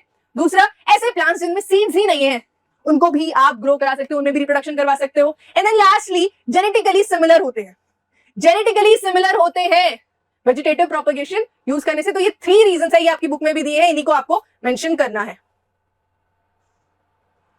ठीक है, ये हो गया। नेक्स्ट क्वेश्चन देखें, this is last question, Why is DNA copying essential part of the process of reproduction? बहुत सिंपल सी बात है, आपने पढ़ा है इसको कि बेटा डीएनए बेसिकली क्या है, ब्लूप्रिंट है। इस ब्लूप्रिंट के बेसिस पे बॉडी डिजाइन बनता है ना। सो जब एक ऑर्गेनिज्म से दो ऑर्गेनिज्म बनने हैं और अगर दोनों का सेम बॉडी डिजाइन होना चाहिए तो ब्लूप्रिंट तो जाएगा ना उसमें, वो ब्लूप्रिंट ही तो डीएनए है। Hence DNA needs to be copied so that the new cells can have information how to make proteins, how to make body design. ठीक है, समझ में आ गया। That is why it is an essential part of process of reproduction. I hope आप questions को समझ पा रहे हैं। मैंने बहुत ज्यादा आपको वर्ड टू वर्ड नहीं बताया, मैंने आपको एक आउटलाइन दी है। I am just trying to help you, क्योंकि क्वेश्चंस बेटा आपको खुद से बनाने होंगे, और अगर आप खुद से क्वेश्चन बना रहे हो तो आपको फिर उन्हें रटने की, याद करने की जरूरत नहीं है, क्योंकि you know the reason. Once you know the reason, science is all about reason. ठीक है, साइंस में आपको जब रीजन पता है ना तो आपको रट्टे नहीं लगाने होते या उसे याद नहीं करना होता है। So this is it. Finally आ गए हैं सेक्सुअल रिप्रोडक्शन में, जिसका मैं जानती हूँ कुछ बालक बहुत बेसब्री से इंतजार कर रहे थे। ठीक है, तो सेक्सुअल रिप्रोडक्शन पर आ गए हैं, इसको स्टार्ट करेंगे हम, बट उससे पहले लेते हैं 2 मिनट का ब्रेक। ठीक है, तो ब्रेक हुआ समाप्त, चालू करते हैं सेक्सुअल रिप्रोडक्शन। ठीक है, तो देखो पहला क्वेश्चन जो सब सेक्शन आपकी एनसीईआरटी में है सेक्सुअल रिप्रोडक्शन स्टार्ट होने के बाद, उसमें वो पूछ रहा है कि why sexual mode of reproduction, जब already we have option of a sexual reproduction, तो सेक्सुअल रिप्रोडक्शन करने की क्या जरूरत है? सो इंपॉर्टेंस आपको समझना बहुत जरूरी है। देखो बेटा, नए सेल्स कैसे बनते हैं ये आप पढ़ चुके हो और अब तक तो आपको रट जाना चाहिए यार ये चीज कि देखो पहले डीएनए की कॉपिंग होती है, फिर जो बाकी का सेलुलर अपरेटस है, जो ऑर्गेनल्स है उनकी कॉपी होती है, एंड देन सेल्स बन जाते हैं, 2 सेल्स बन जाते हैं। बट वही इस डीएनए कॉपिंग के वक्त अगर एरर्स आ जाए तो फिर क्या होगा? वेरिएशन आ जाएगी, जो न्यू सेल्स बने हैं उनमें चेंजेस आ जाएगा, उनका बॉडी डिजाइन चेंज हो जाएगा। राइट, इतना आप समझते हो। अब तक तो आप ये भी बेटा समझ चुके हो कि जो वेरिएशंस है, ये वेरिएशंस क्या है? Useful for survival of species, है ना? These are useful for survival of species, ये भी आप देख चुके हो। तो वेरिएशंस आना तो अच्छी बात है ना? वेरिएशंस आना इसका मतलब अच्छी बात है। इसीलिए हमें ऐसा मोड ऑफ रिप्रोडक्शन चूज करना है जिसमें चांसेस हो ज्यादा वेरिएशन के। हेंस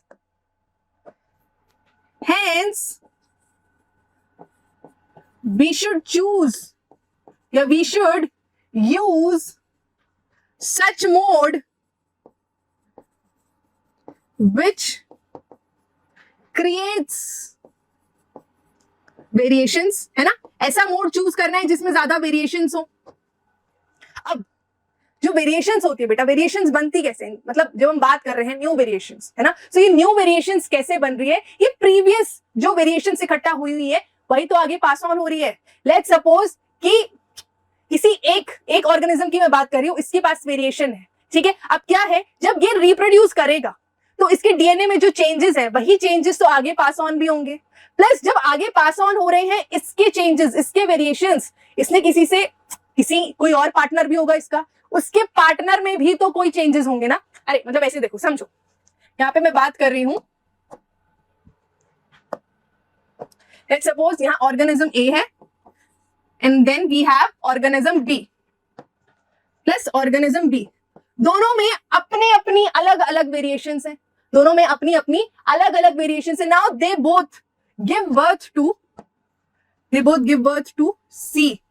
अब सी में कुछ वेरिएशन ए से आई होगी, कुछ वेरिएशन बी से आई होगी। सही बात बोल रही हूं मैं? तो क्या मैं बोल सकती हूँ जो न्यू वेरिएशंस बन रही हैं they are created from previous generation only? तो इसको नोट डाउन कर लेंगे। New variations created from previous generation, ये बात भी समझ में आ गई। अब क्या होगा, जब भी दो इंडिविजुअल्स जिनके पास वेरिएशन है वो कंबाइन करेंगे, वो रिप्रोड्यूस करेंगे, तो क्या होगा, एक नया ही कॉम्बिनेशन आ जाएगा वेरिएशन का। समझ लो यही वाला एग्जांपल, जब ए के पास अपनी वेरिएशन थी, बी के पास अपनी वेरिएशन थी, एंड देन जब सी हुआ, सी के पास ए की भी कुछ आई, बी की भी कुछ वेरिएशंस आई, सी ने अपना ही एक अलग ही न्यू वेरिएशंस बना ली। सो न्यू वेरिएशंस कैसे बन रही है? न्यू वेरिएशन प्रीवियस जनरेशन से बन रही है प्लस कंबाइन होने से भी बन रही है। तो सेक्सुअल मोड ऑफ रिप्रोडक्शन में क्या हो रहा है? यही तो हो रहा है सेक्सुअल मोड ऑफ रिप्रोडक्शन में। एक मेल होता है, एक फीमेल होता है, they both fertilize and then they produce offsprings which have combination of both their parents DNA. यही तो हो रहा है सेक्सुअल रिप्रोडक्शन में, है ना? सो सेक्सुअल रिप्रोडक्शन इसीलिए तो इंपॉर्टेंट है, इसीलिए सेक्सुअल रिप्रोडक्शन करना चाहिए, because it creates variations which are important for the survival of species. समझ गए ये बात? बट एक इशू है यहाँ पे, देखो एक इशू अराइज हो रहा है यहाँ पे। वो इशू बेटा क्या है कि देखो ये हुआ पिताजी का डीएनए, ठीक है, ये हुआ माताजी का डीएनए, ठीक है, माताजी का डीएनए। अब दोनों में क्या है, दोनों में कितने क्रोमोसोम्स है याद करो, इसमें भी 46, इसमें भी 46। अब जब ये दोनों ही मतलब पूरा ही अगर डीएनए जा रहा है बच्चे के पास, मम्मी का भी पूरा डीएनए, पापा का भी पूरा डीएनए जा रहा है, तो बच्चे के पास क्या हो जाएगा यार? बच्चे के पास ये जो डीएनए बन रहा है, इस डीएनए में तो कायदे से 92 क्रोमोसोम्स हो जाएंगे कि नहीं हो जाएंगे? पापा के भी 46, मम्मी के भी 46, तो बच्चे में तो डबल हो गया, twice the amount of DNA हो गया। फिर आगे ये रिप्रोड्यूस करेगा तो वो तो एक्सपोनेंशियली डीएनए ऐसे तो ग्रो ही करता रहेगा, ये तो रुकेगा ही नहीं कभी। But this doesn't happen. अगर हम ऐसे रियल लाइफ में देखें प्रैक्टिकली दिस डजंट हैपन। इसका ऑब्वियसली कोई ना कोई सॉल्यूशन होगा। सो हाँ, इसका सॉल्यूशन है, बिल्कुल इसका सॉल्यूशन है। कि बेटा हमारी बॉडी के अंदर कुछ स्पेशल लीनिएज ऑफ सेल होते हैं, स्पेशल लीनिएज ऑफ सेल होते हैं जो कि एक special type of cell division करते हैं, जिसको आप ऑलरेडी पढ़ चुके हो 9th में, meiosis, which is also known as reductional division. Reductional division, समझ गए? यहां पर रिडक्शनल डिवीजन होती है, मतलब कि क्या होगा, ये जो सेल्स हैं जिन्होंने रिप्रोडक्शन करना है, ठीक है, जो कि रिप्रोडक्शन में पार्ट लेते हैं, उनमें क्या होगा, पूरा डीएनए नहीं जाएगा। उनमें जब सेल डिवीजन होगा तो उनमें आधा ही डीएनए जाएगा, माने कि ये जो पापा का डीएनए है इसमें से सिर्फ आधा क्रोमोसोम्स, ये मम्मी का डीएनए उसमें से सिर्फ आधे क्रोमोसोम्स। अब बच्चे में जो ओरिजिनल नंबर है वो रिस्टोर हो जाएगा, कितना, 46। समझ में आ रही है? और ये जो स्पेशल लीनिएज ऑफ सेल्स हैं बेटा, इन्हें ही तो हम गेमीट्स, सेक्स सेल्स भी बोलते हैं, ठीक है। जो स्पेशल लीनिएज ऑफ सेल्स हैं जो कि रिप्रोडक्शन में पार्ट लेते हैं, इन्हें ही तो हम सेक्स सेल्स या गमीट्स बोलते हैं।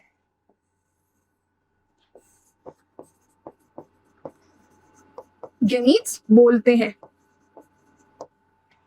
ये बात समझ में आ गई? अब एक और बात समझो, यहां तक अगर आपने समझ ही लिया है और यहां तक अभी तक आप बने हुए हो तो आगे भी समझो। देखो, ये बात सॉर्ट हो गई कि कैसे नंबर रिस्टोर हो क्रोमोसोम्स का बच्चे में। अलग टाइप की सेल डिवीजन हमने बना दी, मियोसिस, रिडक्शनल डिवीजन। नाउ अब ये जो जाइगोट बनेगा, इस जाइगोट को ग्रो करना है ना। ग्रो करने के लिए बहुत ज्यादा रिसोर्सेज लगते हैं, एनर्जी लगता है, फूड लगता है। ये कहां से आ रहा है? अगर हमने पढ़ा है law of conservation of mass, mass can neither be created nor be destroyed. तो ये फ्यूजन से जो फर्टिलाइज्ड एग है उससे कैसे एम्ब्रियो बन रहा है, कैसे फीटस बन रहा है। सो यहां पर आपको समझना होगा, हमारे पास दो डिफरेंट गेमीट्स होते हैं, मेल गेमीट होता है, फीमेल गेमीट होता है। जो सिंपल ऑर्गेनिजम्स होते हैं बेटा, सिंपल ऑर्गेनिजम्स में सेम तरीके के गेमीट्स होते हैं। एग्जांपल देती हूं,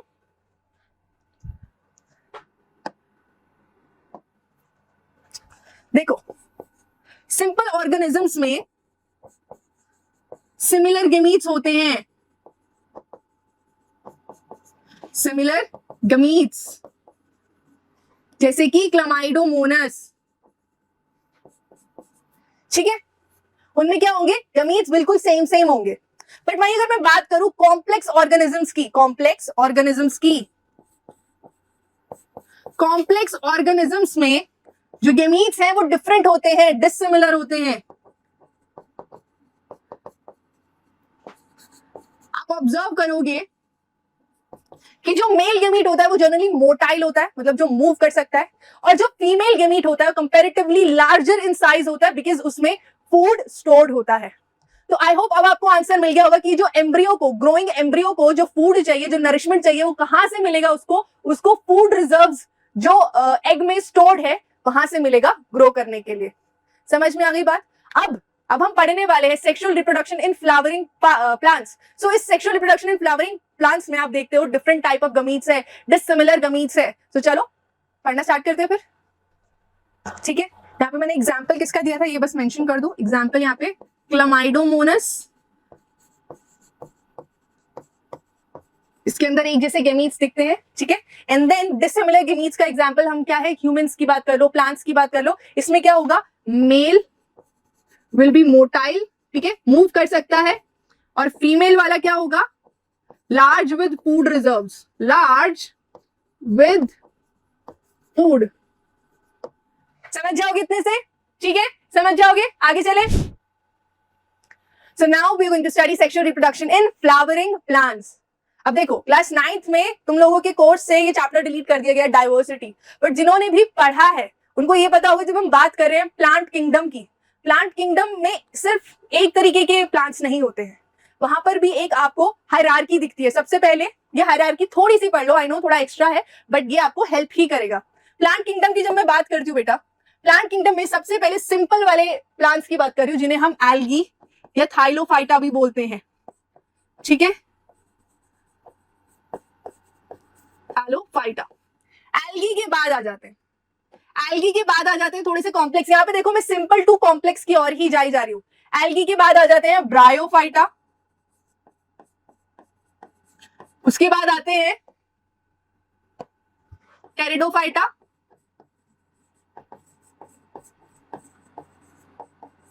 उसके बाद आ जाएंगे जिम्नोस्पर्म्स,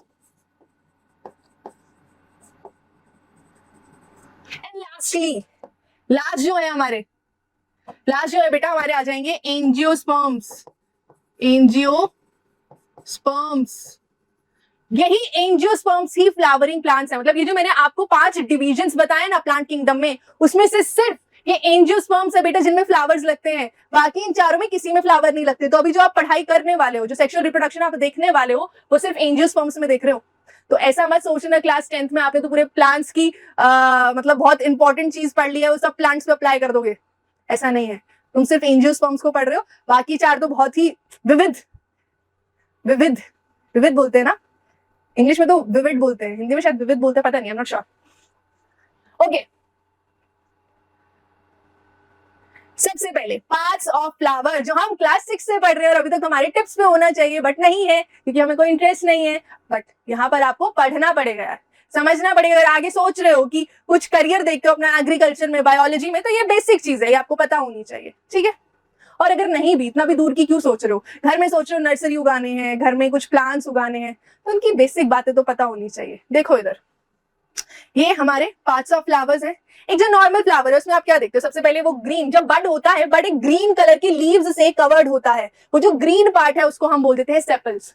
सेपल्स ग्रीन कलर के होते हैं बेटा, ठीक है, आप समझ सकते हो, ग्रीन कलर है मतलब उनमें क्लोरोफिल प्रेजेंट है, माने वो फोटोसिंथेसिस करते हैं। उसके ऊपर आप देखते हो कलरफुल पार्ट्स, है ना, रोज रेड कलर का भी होता है, व्हाइट का भी होता है, येलो भी होता है, पिंक भी होता है, देन हिबिस्कस, बहुत सारे डिफरेंट फ्लावर्स हैं डिफरेंट डिफरेंट कलर्स में। तो जो डिफरेंट कलर्स है वो कौन सा पार्ट इंपार्ट कर रहा है, वो हमारे पेटल्स कहलाते हैं, ठीक है। सेपल्स ग्रीन है, पेटल्स ब्यूटीफुल है, अलग अलग कलर के, कलरफुल है। उसके बाद अब हम रिप्रोडक्टिव पार्ट्स पे आ रहे हैं। सेपल और पेटल रिप्रोडक्टिव पार्ट्स नहीं है, ठीक है, फ्लावर की पार्ट है बट रिप्रोडक्टिव पार्ट्स नहीं है। रिप्रोडक्टिव पार्ट की बात करूं तो सबसे पहले हम पढ़ेंगे स्टेमन को, ठीक है, नाम में ही मैंने यार, नाम से ही चीख चीख कर बोल रहा है मैं मैन हूं, man. So this is man, male part, ठीक है। यहां पर भी आप देख सकते हो ये स्टेमन है। स्टेमन में बेसिकली क्या होता है, देखो सबसे ऊपर एंथर होता है, इस एंथर के अंदर पॉलन ग्रेन्स होते हैं, ठीक है। जो एंथर आप देख रहे हो सबसे ऊपर, यहां पर भी और ये यहां पर भी, ये जो एंथर बेटा आप देख रहे हैं इसके अंदर क्या होते हैं, पॉलन ग्रेन्स होते हैं, ठीक है। और नीचे एक सपोर्टिंग स्ट्रक्चर भी है जिसे हम फिलामेंट बोलते हैं। ये एंथर हवा में तो नहीं झूमेंगे, किसी चीज के ऊपर होंगे, तो वो जो कोई चीज है वो क्या है, वो फिलामेंट है, ट्यूब लाइक स्ट्रक्चर जिसके ऊपर जो एंथर है हमारा रेस्ट कर रहा है। एंथर के अंदर क्या है, पॉलन ग्रेन्स है। तो सिर्फ 2 पार्ट आपको याद रखने स्टेमन के केस में, एंथर जिसमें पॉलन ग्रेन है एंड देन एंथर को सपोर्ट करने के लिए फिलामेंट, ये हो गया। अब चलिए फीमेल पार्ट पर, यहां पर भी देखते चलिए, यहां पर भी देखते चलिए। ये रहा यहाँ पे पिस्टल, इसको कार्पेल भी बोलते हैं बेटा। तो कोई अगर स्कूल में मैडम कार्पेल बोल दे तो ऐसे गुस्सा नहीं होना कि मैम अब पिस्टल होता है, हम नहीं पढ़ेंगे, अब कार्पेल बोल दिया आपने, ठीक है। तो देखो कार्पेल, कार्पेल के 3 पार्ट्स आपको देखने हैं। सबसे पहले ओवरी जिसके अंदर ओव्यूल्स हैं, जैसे एंथर के अंदर पॉलन ग्रेन था ऐसी ओवरी के अंदर ओव्यूल्स है, ठीक है। देन ओवरी से थोड़ा ऊपर आए तो यहाँ पर भी ट्यूब लाइक स्ट्रक्चर है, जैसे स्टेमन में वो ट्यूब थी फिलामेंट, ऐसे ही पिस्टल में भी ट्यूब लाइक स्ट्रक्चर है जिसे हमने बोल दिया स्टाइल। ये यहाँ पर ये दिस इज स्टाइल, स्लीक सी स्टाइल, है ना। एंड देन उसके ऊपर एक रिसेप्शन वाला पार्ट है। अब देखो जो हमारा पॉलन ग्रेन है वो उड़ते उड़ते आएगा ओव्यूल के लिए कि कहाँ है ओव्यूल, कहाँ है ओव्यूल, तो उसको कोई वो तो मिलेगा ना, रिसेप्शन के लिए कोई सरफेस तो मिलेगा। तो वो सरफेस कौन देता है, स्टिग्मा। ये स्टिग्मा, और ये कैसा होता है बेटा, नेचर में स्टिकी सा होता है, ताकि पॉलन ग्रेन अगर यहां से गुजरे तो वो चिपक ही जाए, उसे मौका ही ना मिले फरार होने का। तो ये जो रिसेप्शन वाला सरफेस है जिसे हम स्टिग्मा बोल रहे हैं, ये स्टिकी होता है। सो आई होप आपको ये पार्ट्स क्लियर हो गए हैं। स्टेमन मेल पार्ट है, पिस्टल कार्पेल फीमेल पार्ट है, ठीक है। स्टेमन में 2 पार्ट्स हैं, पिस्टल में आपके 3 पार्ट्स हैं। अब देखो हर फ्लावर में ये दोनों पार्ट्स हो ऐसा जरूरी नहीं। देयर आर फ्यू फ्लावर्स जो कि जिनके अंदर ये दोनों पार्ट्स होंगे, उन्हें हम बाइसेक्सुअल फ्लावर्स बोलते हैं या फिर उन्हें हम मोनोइशियस फ्लावर्स भी बोलते हैं। मैं ये मेंशन कर देती हूँ कहीं पर, देखो बाइसेक्सुअल या फिर मोनोइशियस, दोनों का मतलब सेम है, ठीक है। कंफ्यूज नहीं होना कि मैम मोनो का मतलब तो एक होता है, अब यही है तो यही है, बस कुछ चीजें तो याद कर लो यार। एग्जाम्पल क्या क्या हो जाएंगे बाइसेक्सुअल के, हिबिस्कस जो कि आपके सामने बना ही हुआ है, हिबिस्कस और वाटरमेलन, नहीं, वाटरमेलन नहीं, रुक जाओ, वाटरमेलन यूनिसेक्सुअल होता है यार, एक सेकेंड। मस्टर्ड, ठीक है, मस्टर्ड हमारा, मस्टर्ड और हिबिस्कस, इसके जो फ्लावर्स है उसमें आपको स्टेमन भी देखने को मिलेगा, पिस्टल भी देखने को मिलेगा। मैंने कभी स्टडी करनी हो तो इन्हीं फ्लावर्स पे कर लेना, दोनों पार्ट एक ही फ्लावर में दिख जाएंगे। और वैसे ही दूसरा होता है यूनिसेक्सुअल, ऐसे फ्लावर्स जिसके अंदर या तो आपको स्टेमन मिलेगा या तो आपको पिस्टल मिलेगा, इसे यूनिसेक्सुअल या फिर डायोइशियस भी बोलते हैं, डायोइशियस फ्लावर्स। इसके एग्जांपल क्या क्या हो जाएंगे? इसका एग्जांपल सबसे पहले पपाया एंड वाटरमेलन। ठीक है, क्लियर है आपको? मैंने एग्जांपल्स भी दे दिए। यूनिसेक्सुअल फ्लावर्स जिसमें या तो स्टेमन या तो पिस्टल होगा, एग्जांपल पपाया और वाटरमेलन। और दूसरा बाइसेक्सुअल फ्लावर्स जिसके अंदर दोनों पार्ट्स आपको मिलेंगे, एग्जांपल क्या हो गए हमारे? मस्टर्ड एंड हिबिस्कस, जो कि हिबिस्कस, ये हिबिस्कस का ही फ्लावर है। ठीक है, आगे बढ़ेंगे। अब यहां पर ये एक वीडियो है, ठीक है, इस वीडियो में एक बहुत इंपॉर्टेंट प्रोसेस हो रही है विच इज पॉलिनेशन। पॉलिनेशन क्या है बेटा? मैंने अभी बोला एंथर में पॉलन ग्रेन है, ओवरी में ओव्यूल है। फर्टिलाइजेशन में इन दोनों को फ्यूज होना जरूरी है। ये दोनों एक दूसरे के पास कैसे आएंगे? या तो ओव्यूल निकल के पॉलन ग्रेन पे जाए या पॉलन ग्रेन निकल के ओव्यूल पे जाए, किसी को तो इनिशिएट करना होगा। तो यहाँ पे पॉलन ग्रेन मूव करता है बेटा। पॉलन ग्रेन एंथर से उड़कर स्टिग्मा पर आता है और स्टिग्मा पे पहुंचने के बाद फिर वो कैसे ओव्यूल तक पहुंच रहा है वही आप इस वीडियो में देखने वाले हो। तो ध्यान से देखो और समझो इसको।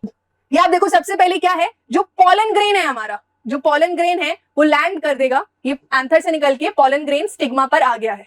अब क्या होगा देखो, अब ये जो पॉलन ग्रेन है इससे पॉलन ट्यूब निकल रही है। ये क्या निकल रही है? पॉलन ट्यूब्स निकल रही हैं। फिर ये पॉलन ट्यूब्स कहां पहुंचेंगी? ये ओवरी है, ओवरी में ओव्यूल के पास पहुंचेगी। ये ओव्यूल है बेटा, ये तीनों ओव्यूल है। ठीक है, अब ओव्यूल के पास पहुंचेगा ये पॉलन ट्यूब एंड देन यहां पर फिर फ्यूजन होगा मेल और फीमेल गैमीट का। अब यहां पर क्या होगा? फ्यूजन होगा मेल और फीमेल गैमीट का। क्या बन गया? जाइगोट बन गया। ठीक है, बन गया zygote. This process is called fertilisation. So यहाँ पे इस चीज को प्लीज समझ लें। आपने दो प्रोसेसेस यहाँ पे देखी। पॉलिनेशन, पॉलिनेशन क्या है? Transfer of pollen grains to the stigma, this process is known as pollination. And second process हमने देखी फर्टिलाइजेशन, जो भी आप 8th में पढ़ चुके हो बहुत अच्छे से। What is fertilization? The fusion of male and female gamete to produce zygote is known as fertilization. ठीक है, आई होप आपको ये समझ में आ गया होगा। अब आगे चलते हैं। हमने जाइगोट बना दिया, जाइगोट बन गया ना। अब क्या जाइगोट का अब क्या होगा? What is the future? जाहिर सी बात है जाइगोट से सीड बनेगी। ये तो अपने को पता है मैम, इतने स्मार्ट तो हैं हम लोग, है ना, कि जाइगोट से क्या होगा? जाइगोट से अब सीड बन जाएगी। यहां पे बेटा जो आप पढ़ने वाले हो उन्हें हम पोस्ट फर्टिलाइजेशन इवेंट्स बोलते हैं। पोस्ट मतलब आफ्टर फर्टिलाइजेशन, आप जानते हो। तो फर्टिलाइजेशन के बाद जो इवेंट्स होते हैं उन्हें हम पोस्ट फर्टिलाइजेशन इवेंट्स बोलते हैं। क्या क्या चेंजेस होते हैं देखो, जो आपके सेपल, पेटल्स, स्टेमन, स्टाइल, ये सब गिर जाएगा, झड़ जाएगा एकदम। ठीक है, एकदम इनका कोई जरूरत नहीं है, तो वो झड़ जाएगा। आपका जो ओव्यूल था जिसमें फ्यूज किया मेल गैमीट, वो क्या बन जाएगा? जाइगोट। और यही जो ओव्यूल है इससे बनेगा सीड। सो क्या हम बोल सकते हैं, ये जो हमारा ओव्यूल था, ओव्यूल से सीड बन जाएगा। जो हमारी ओवरी थी बेटा, ओवरी, ओवरी एक्चुअल में फ्रूट बन जाएगी। ओवरी एक्चुअल में फ्रूट बन जाएगी। ठीक है, ये जो सीड है इस सीड पर एक टफ कोटिंग आ जाती है। देखो यहाँ पे दिखेगा आपको, ये सीड है, इस पे एक टफ सीड कोट आ जाता है। और इसके अंदर आपको क्या देखने को मिलेगा? आपको यहाँ पर जो सीड है, सीड के अंदर एक ओपनिंग देखने को मिलती है जिसे हम हाइलम बोलते हैं। इस हाइलम के पास आपको कुछ सीड लीव्स दिखते हैं। ठीक है, ये जो पार्ट दिख रहा है आपको, ये पूरा कॉटिलेडोन है। अगर एक सीड में एक ही कॉटिलेडोन है तो वो मोनोकॉट है।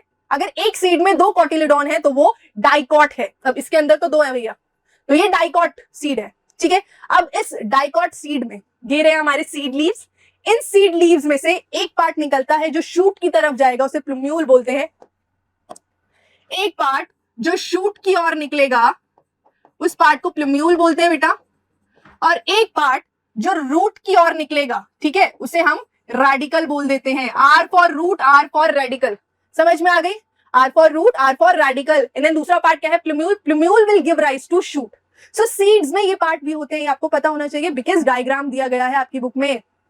एक चना लिया हुआ है, चना खोल के आपको दिखाया हुआ है, कॉटिलेडॉन उसमें दिखाए गए हैं, ऊपर की तरफ आपको प्लूम्यूल दिखाया गया है, नीचे की तरफ आपको रेडिकल दिखाया गया है। आई होप अब इमेज देखकर आप समझ सकते हो प्लूम्यूल रेडिकल होगा क्या उससे। ठीक है, सेक्सुअल रिप्रोडक्शन की बात कर लेते हैं इन ह्यूमन बींग्स। ठीक है, हमारी बारे में बात हो रही है। It is very important topic है, स्पेशली अगर आप आज के पर्सपेक्टिव से देखो कि हमारे देश में सेक्स एजुकेशन को लेकर कितना टैबू है, उसके पर्सपेक्टिव से देखो तो प्लीज इसे अच्छे से समझो, मजाक में मत लेना। ये जो मजाक चलते हैं इस चैप्टर को लेकर, मुझे नहीं पता ऐसा क्यों जरूरी है। ये चैप्टर आपकी बॉडी के लिए, आपके फ्यूचर के लिए बहुत इंपॉर्टेंट है। और आपका फ्यूचर माने कंट्री का फ्यूचर। आप रिप्रोडक्टिवली कितने वाइस हैं, रिप्रोडक्शन को लेकर कितने वाइस हैं, अपनी बॉडीज को लेकर कितने वाइस हैं, सेक्सुअल मैच्योरिटी को लेकर कितने वाइस हैं, ये हमारी कंट्री का फ्यूचर भी डिसाइड करता है। We don't want to be called rape capital anymore, we are tired of it. और उसका एक बहुत अच्छा सॉल्यूशन यही है कि हम हमारे मासेस में सेक्स एजुकेशन को लेकर कॉन्शियस हो, या उसको ज्यादा अवेयरनेस उसकी स्प्रेड करें। ठीक है, सो आई होप, मैं सच में दिल से मेरी ये इच्छा है कि जो भी स्टूडेंट इस वीडियो को देख रहे हैं, आप ज्यादा से ज्यादा इसे स्प्रेड कीजिए। सिर्फ उनके लिए नहीं जो 10th में बोर्ड्स के लिए पढ़ रहे हैं, बट उनको भी जिन्हें जरूरत है इस अवेयरनेस की, जिन्हें अवेयरनेस नहीं है, जिन्हें नहीं पता है how their bodies work. So let's get started, है ना। सो रिप्रोडक्शन इन ह्यूमन बीइंग्स को अब हम देख रहे हैं।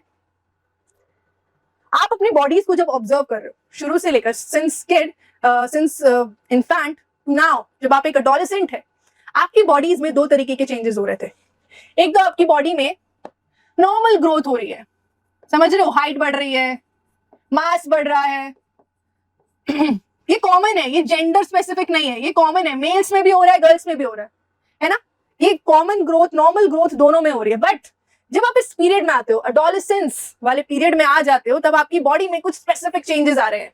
ठीक है, now since you become adolescent, तो आप जानते हैं आपकी बॉडी में कुछ स्पेसिफिक चेंजेस आ रहे हैं, है ना। मेल्स में अलग है, फीमेल्स में अलग है। ये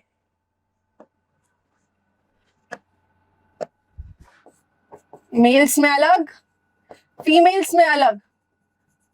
और इसका मेजर रीजन आप जानते हो, मेजर रीजन क्या है कि आपके बॉडी में कुछ ऐसे हार्मोन्स, कुछ ऐसे केमिकल्स रिलीज हो रहे हैं जो इन केमिकल्स के लिए रिस्पॉन्सिबल हैं। जैसे मैं मेल्स की बात करूं, मेल्स में एडोलेसेंट समय में, एडोलेसेंट पीरियड में टेस्टोस्टेरोन रिलीज हो रहा होता है, फीमेल्स में एस्ट्रोजन रिलीज हो रहा होता है, जो कि किसके लिए रिस्पॉन्सिबल है। ये जो सेक्स हार्मोन्स की मैं बात कर रही हूँ बेटा, ये किस चीज के लिए रिस्पॉन्सिबल है।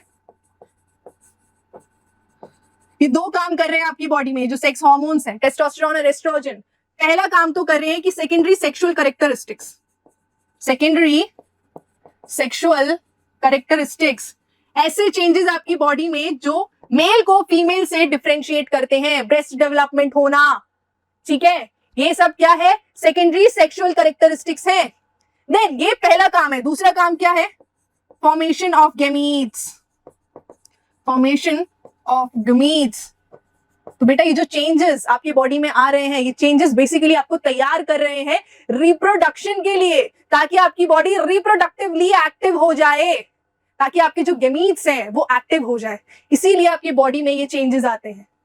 ठीक है, इतनी बात समझ में आ गई आपको। इतना तो आप जान रहे हो कि सेक्सुअल रिप्रोडक्शन में दो डिफरेंट गैमीट्स हमें चाहिए होते हैं, एक मेल गैमीट, एक फीमेल गैमीट। वो फ्यूज करते हैं, फर्टिलाइज करते हैं, देन जाइगोट इज फॉर्म्ड, है ना। तो यहाँ पर अपने को गैमीट्स बनाने हैं, फॉर्मेशन उनकी करनी है। सो फ्रॉम बर्थ नहीं स्टार्ट हो जाता है, जब आपकी बॉडी एक मैच्योरिटी तक पहुंचती है, ठीक है, सेक्सुअल मैच्योरिटी तक पहुंचती है, तब उनकी फॉर्मेशन होना स्टार्ट होती है, उनका एक्टिवेशन होना स्टार्ट होता है। वन बाय वन दोनों सिस्टम्स को अब देखेंगे, male versus female reproductive system. ठीक है, पहले मेल को देख लेते हैं आप एक बार। तो ये है हमारा मेल रिप्रोडक्टिव सिस्टम। यहाँ पर इसमें जब आप बुक से इस पिक्चर को कंपेयर करोगे, आपको दो चीजें इधर नहीं मिलेगी। यहाँ ब्लैडर नहीं मिलेगा और यूरिटर नहीं मिलेंगे, because they both are not part of reproductive system. Urinary bladder, उसमें यूरिन स्टोर होता है, और यूरिटर जो कि यूरिन को कैरी करता है, ट्रांसपोर्ट करता है। दोनों का रिप्रोडक्शन में कोई काम नहीं है, इसलिए मैंने यहाँ पर उन्हें नहीं लिया है। पार्ट्स को सबसे पहले लेबल करेंगे और इसे अच्छे से, प्लीज अच्छे से समझना। देखो सबसे पहले यहाँ पर ये हमारी टेस्टीज, सिंगल बोलते हैं तो आई आ जाता है, और प्लूरल बोलते हैं तो ई हो जाता है। सो इट्स योर चॉइस, आप सिंगल या प्लूरल जो भी बोलना चाहें। मैंने यहाँ पे सिंगल टेस्टिस लिखा है। ये बेटा स्पर्म फैक्ट्री है, यहाँ प्रोडक्शन होता है, स्पर्म फैक्ट्री है, यहाँ पर प्रोडक्शन होगा, यहाँ पर स्पर्म्स बनके तैयार होंगे। तो स्पर्म्स यहाँ पे बन गए। स्पर्म्स क्या है? मेल गेमीट है यहाँ पे। तो अभी हम मेल रिप्रोडक्टिव सिस्टम में मेल गेमीट को बना रहे हैं जो कि स्पर्म है। तो स्पर्म कहाँ बन रहे हैं जी? टेस्टिस में बन रहे हैं, बन गए, बन के तैयार हो गए यहाँ पर, बट वो यहाँ से रिलीज नहीं होते हैं, वो रिलीज इस वाले ऑर्गन से होते हैं। तो फिर यहाँ तक पहुंचेंगे कैसे? यहाँ तक हम उन्हें पहुंचाया कैसे जाए? ऑब्वियसली कोई पैसेज होगा, कोई रास्ता होगा जिसके थ्रू पहुंचेंगे। सो यस, वो रास्ता है ये जो आपको दिख रहा है, ये डक्ट, इसको हम स्पर्म डक्ट या फिर अब तो नाम दे दिया एनसीईआरटी ने, इसे वास डिफरेंस भी बोलते हैं, वास डिफरेंस। सो ये डक्ट है, नाम से समझ लो। डक्ट क्या होते हैं? पाइप्स होती हैं जो रास्ता देती हैं। तो ठीक है, अब यहां से ये स्पर्म बन के तैयार हुआ और कैसे ट्रैवल करेगा? यहाँ इस डक्ट के थ्रू ट्रैवल करेगा। अब यहाँ पर ग्लैंड आ जाता है। यहाँ पर ये देख रहे हो, ये नंबर 1, इट्स अ ग्लैंड, इसका नाम है seminal vesicle. Seminal vesicle paired है बेटा, पी का मतलब पेयर, दो है ना, जोड़े में है, तो पेयर्ड है। सेमिनल वेसिकल से नीचे है, यहाँ पे दूसरा ग्लैंड है आपका, this is second gland, this one, इसको बोल देंगे प्रोस्टेट ग्लैंड। ये पेयर्ड नहीं होता है, सिंगल होता है, ये पेयर में नहीं होता है, सिंगल होता है। इसके अलावा यहाँ पे एक और ग्लैंड है, आपकी बुक में नहीं दिया गया है, बट सिर्फ तुम पढ़ रहे हो तो सिस्टम ढंग से ही पढ़ डालो इसको। ये यहाँ पे दिख रहा है छोटा सा, ये आपका तीसरा ग्लैंड है जिसको बल्बोरेथल ग्लैंड बोलते हैं। बल्बोरेथल ग्लैंड पेयर्ड है बेटा। तो सेमिनल वेसिकल ये दो थी, पेयर्ड है। प्रोस्टेट एक ही था, और देन यहाँ पर बल्बोरेथल ग्लैंड भी पेयर्ड है। ठीक है, 3 ग्लैंड्स हो गए। तो आपने देखा टेस्टिस में बने स्पर्म्स, देन ट्रांसपोर्ट हुए एक डक्ट के थ्रू जिसे वास डिफरेंट बोला गया। देन बीच में कुछ ग्लैंड्स आएंगे जो कि क्या करते हैं? अपनी सीक्रीशंस देते हैं। ग्लैंड तो सिक्रीट करता है ना कुछ, तो यहाँ पे ग्लैंड्स कुछ सिक्रीट करेंगे जो कि स्पर्म्स को एक तो फ्लूइडिटी देगा ताकि वो मूव कर सके, उसे मूव करने में प्रॉब्लम नहीं हो। दूसरा, क्योंकि बेटा उसे बहुत ज्यादा ट्रैवल करना होता है तो उसको न्यूट्रिशन भी तो चाहिए, तो उसको न्यूट्रिशन कौन देता है? यही जो ग्लैंड की सिक्रीशंस है वो न्यूट्रिशन देती हैं। उसके बाद नीचे बढ़ो, नीचे बढ़ते हैं हम, तो ये यहाँ पर ऑर्गन है जिसको हम बोलते हैं पीनस। ठीक है, ये ऑर्गन सेक्सुअल एक्ट के लिए रिस्पॉन्सिबल होता है और जो भी स्पर्म्स है उनको वजाइना में डिलीवर करने के लिए रिस्पॉन्सिबल होता है। ठीक है, अब देखें ध्यान से, इस पीनस के अंदर भी एक डक्ट है, एक डक्ट है बेटा। इस डक्ट को हम यूरिथ्रा बोलते हैं। क्या बोलते हैं? यूरिथ्रा। ये यूरिथ्रा बेटा कॉमन डक्ट है यूरिन और स्पर्म के लिए। ठीक है, मेल्स में होता है ऐसा, बस फीमेल्स में नहीं है। मेल्स को एक ही डक्ट दी गई है यूरिन और स्पर्म के लिए, माने यूरिन और स्पर्म्स दोनों एक ही पैसेज से निकलते हैं बाहर। ठीक है, ये हो गया हमारा क्या? Male reproductive system. इसको अच्छे से समझ लिया, इसको देख लो एक बारी।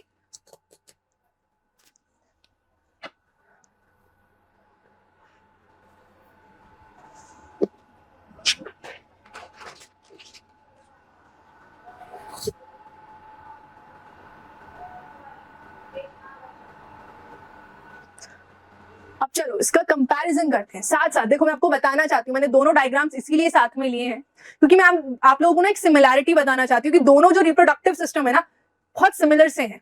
ठीक है, वो देखो कैसे, अभी देखते हैं।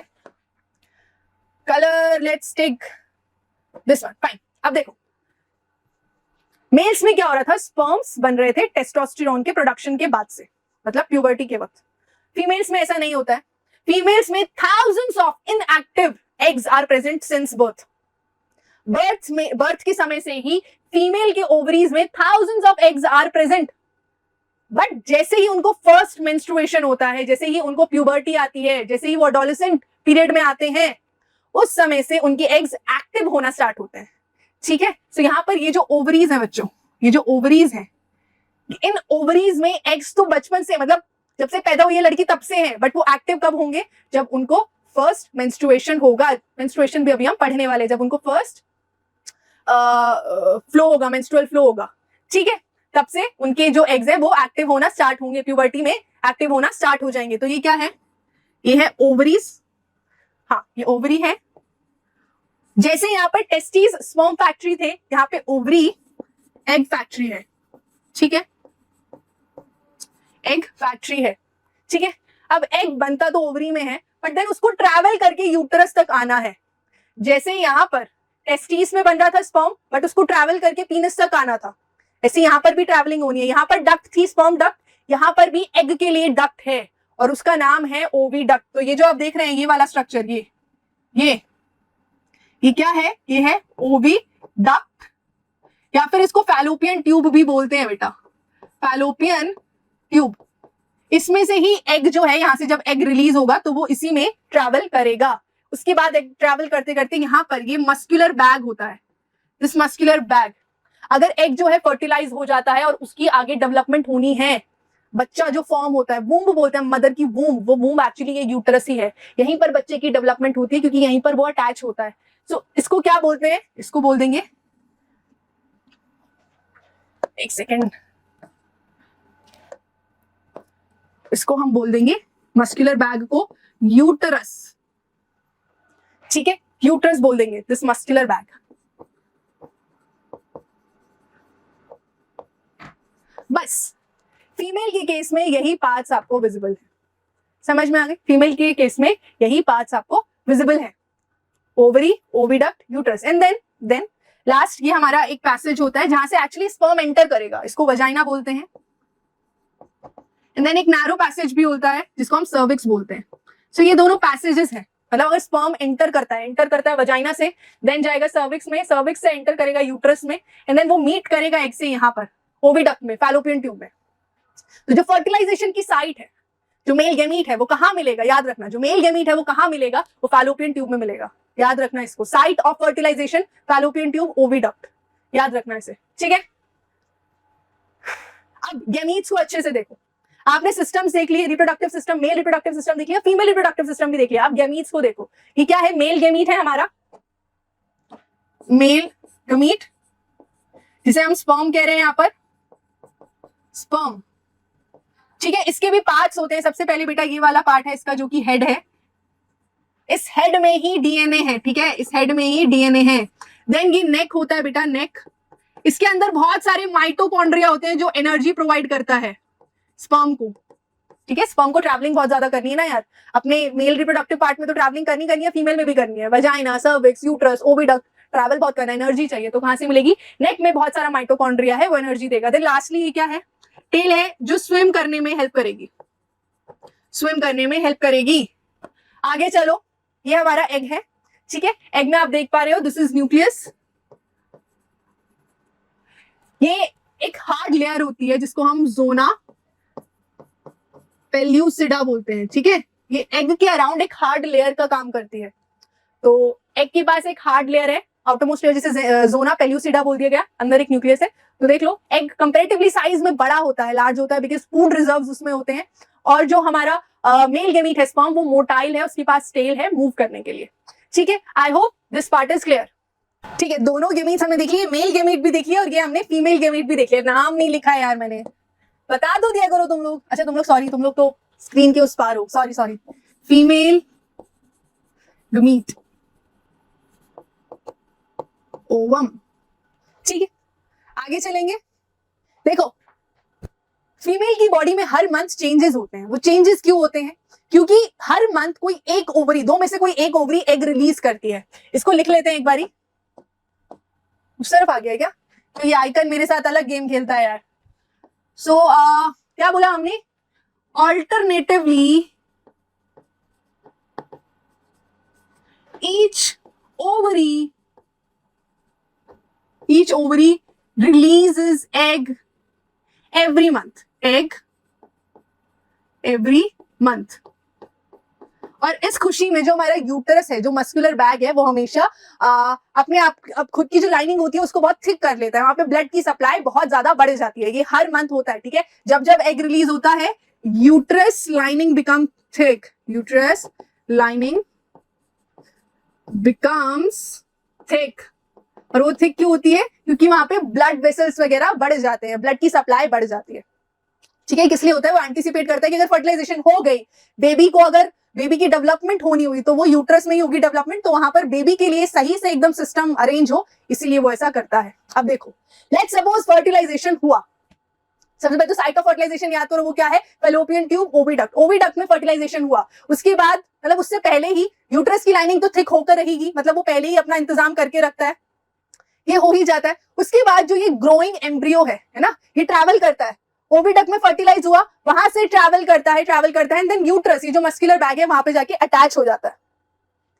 ठीक है, मस्कुलर बैग जो होता है वो यूट्रस में जाके अटैच हो जाता है। इस प्रोसेस को इम्प्लांटेशन बोलते हैं। तो एक बार जब एम्ब्रियो इम्प्लांट हो गया, ठीक है, कहां इम्प्लांट होगा? यूट्रस में, याद रखना इसको। तो एक बार एम्ब्रियो इम्प्लांट हो गया यूट्रस में, यूट्रस की लाइनिंग से एक टिश्यू बनता है जिसे प्लासेंटा बोलते हैं। मुझे अभी रियलाइज हुआ येलो कलर इस पे नहीं दिख रहा है। हाँ, ये जो यूट्रस है, यूट्रस की लाइनिंग से ही एक टिश्यू बनता है जिसे प्लासेंटा बोलते हैं। अब ये प्लासेंटा को प्लीज लिख लीजिए, बहुत इंपॉर्टेंट है, इस पे क्वेश्चंस बनते हैं। Placenta disc embedded in uterine wall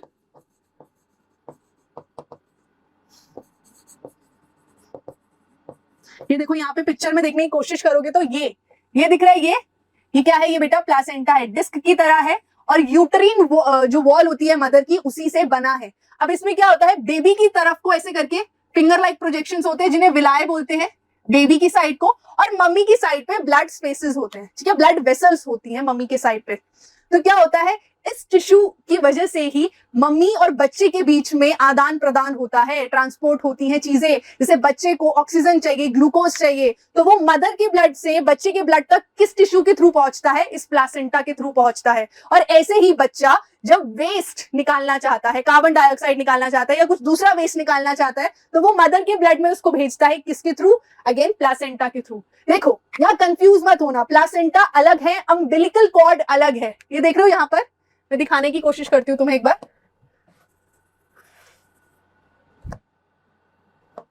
ये जो यहां से निकल रही है, ये और बेबी के नेवल एरिया में अटैच हो रही है, इसको बेटा अम्बिलिकल कॉर्ड बोलते हैं। ये अम्बिलिकल कॉर्ड प्लासेंटा से ही बनती है। देखो सीक्वेंस क्या होता है? सीक्वेंस होता है बेबी, फिर अम्बिलिकल कॉर्ड जो कि एक कॉर्ड है, समझ रहे हो, एक रस्सी की तरह एक स्ट्रक्चर है। देन ये कॉर्ड जाके जुड़ता है प्लासेंटा में, देन प्लासेंटा से मदर तक चीजें पहुंचती हैं, मदर के ब्लड में चीजें पहुंचती हैं। तो आई होप यू अंडरस्टैंड। आपको याद रखना ये वर्ड डिस्क शेप का है ना ये, ठीक है, डिस्क शेप का ये स्ट्रक्चर है प्लासेंटा। कहां इंबेडेड होता है? मदर के यूटरीन वॉल में ही इंबेडेड होता है। कनेक्ट करता है बच्चे को मम्मी से, बच्चे के ब्लड को मम्मी के ब्लड से, सो दैट ट्रांसपोर्टेशन हो सकता है दोनों तरफ से, ठीक है। और इसी प्लासेंटा से ही अम्बिलिकल कॉर्ड बनती है। फाइन, तो ये तो केस था जब फर्टिलाइजेशन हुई, जब बेबी इंप्लांट हुआ यूट्रस वॉल में, देन ये टिश्यू फॉर्म हुआ। But what if when egg is not fertilized? दूसरा सिनेरियो भी तो देखना है। पहला सिनेरियो तो देख लिया, जब एग फर्टिलाइज हो गया वो तो देख लिया, और जब एग फर्टिलाइज नहीं हुआ तो क्या? जो इतनी तैयारियां करी थी यूट्रस ने स्पर्म और एग के मिलन की, एंटिसिपेट कर लिया था कि यार बच्चा इंप्लांट होगा यूट्रस में, खुद की लाइनिंग को थिक कर लिया, ब्लड की सप्लाई बढ़ा दी, ये सब किया, इतने इंतजाम किए, वो सब वेस्ट हो जाते हैं, फ्यूटाइल हो जाते हैं। Egg generally one day wait करता है कि स्पर्म आए और मुलाकात हो जाए, बेसिकली फर्टिलाइजेशन हो जाए। तो जब वहां पर स्पर्म नहीं होता है, जब फर्टिलाइजेशन नहीं होता है, तो एग क्या होता है? एग डीजेनरेट हो जाता है। इस एग के डीजेनरेट होने की वजह से ही जो एक्स्ट्रा लाइनिंग बनाई थी, जो यूट्रस ने इतने इंतजामात किए थे, वो सब भी फ्यूटाइल हो जाते हैं और वो सब शेड हो जाता है। जो थिकंड लाइनिंग होती है ब्लड की, वो शेड हो जाती है। सो इसको लिख लेंगे, this is important. When egg is not fertilized, the egg waits for a day in sperm absence. The egg degenerate. The egg degenerate. अब एग के डीजेनरेट होने की वजह से यहां पर क्या होगा? यहां पर ये जो एक्स्ट्रा लाइनिंग थी, it will shed off via vagina. So the thickened lining of uterus comes off in form of blood and mucus. Spelling गलत है आज। मैं स्पेलिंग इतनी गलतियां क्यों कर रहा हूं? ऐसे तो कोई स्पेल भी नहीं जीता है मैंने, बट स्टिल स्पेलिंग्स में ठीक ठीक हूं मैं। Mucus, correct spelling.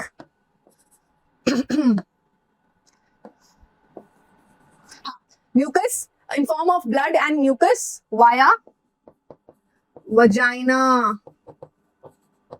This is known as menstruation. इसी को menstruation बोलते हैं. And this happens every month. This happens every month in female body. And every month तो हो गया कि कितने समय बाद होता है, हर एक मंथ बाद होता है approximately. And then it lasts for approximately 2 to 8 days. ठीक है, 2 to 8 days लास्ट करता है. ये रेंज है, किसी में 2 दिन भी करता है, किसी में 5 दिन भी, किसी में 7 दिन भी, किसी में 8 दिन भी. It's a range. एंड हाँ, दिस इज इट. इस तरीके से वो लाइनिंग शेड हो जाती है, उसी को हम मेंस्ट्रुएशन भी बोलते हैं. It happens every month. ये भी लिख ही देती हूँ.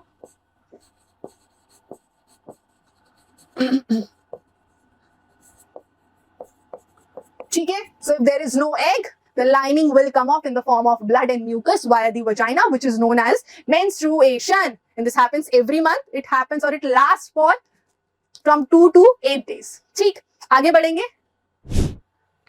This is the last topic, जिसको बच्चे सोचते हैं कि नहीं भी पढ़ेंगे तो चल जाएगा, या क्या ही है इसमें, रिप्रोडक्टिव हेल्थ को क्यों पढ़ना है, बेकार है, ऑल दैट. बट यही सबसे इंपॉर्टेंट पार्ट है इस टॉपिक का. रिप्रोडक्टिव हेल्थ ही इंडिया की अच्छी नहीं है. We don't take care of our reproductive organs. We do not know what are the risk associated of diseases or other dangers. अपने को पता ही नहीं है कि कितना खतरनाक हो सकता है reproduction sometimes, right?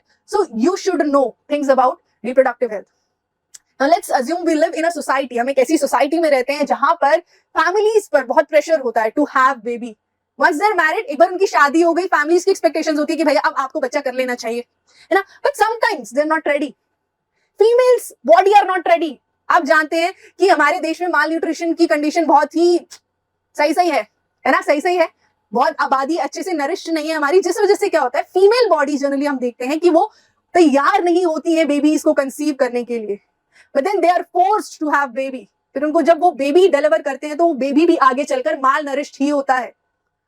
ये चीजें हैं. उसके साथ सेक्सुअल एक्ट से जुड़े कुछ और डेंजर्स भी है, जैसे सेक्सुअली ट्रांसमिटेड डिजीजेस. इसके खतरे तो हमेशा रहते ही, आप जानते हो.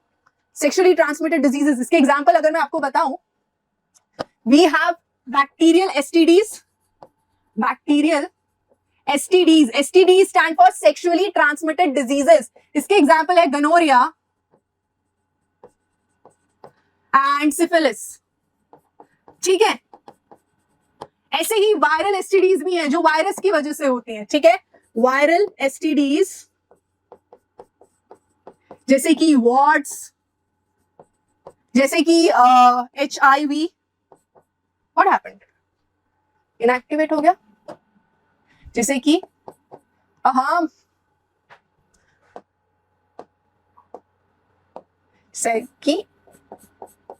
HIV.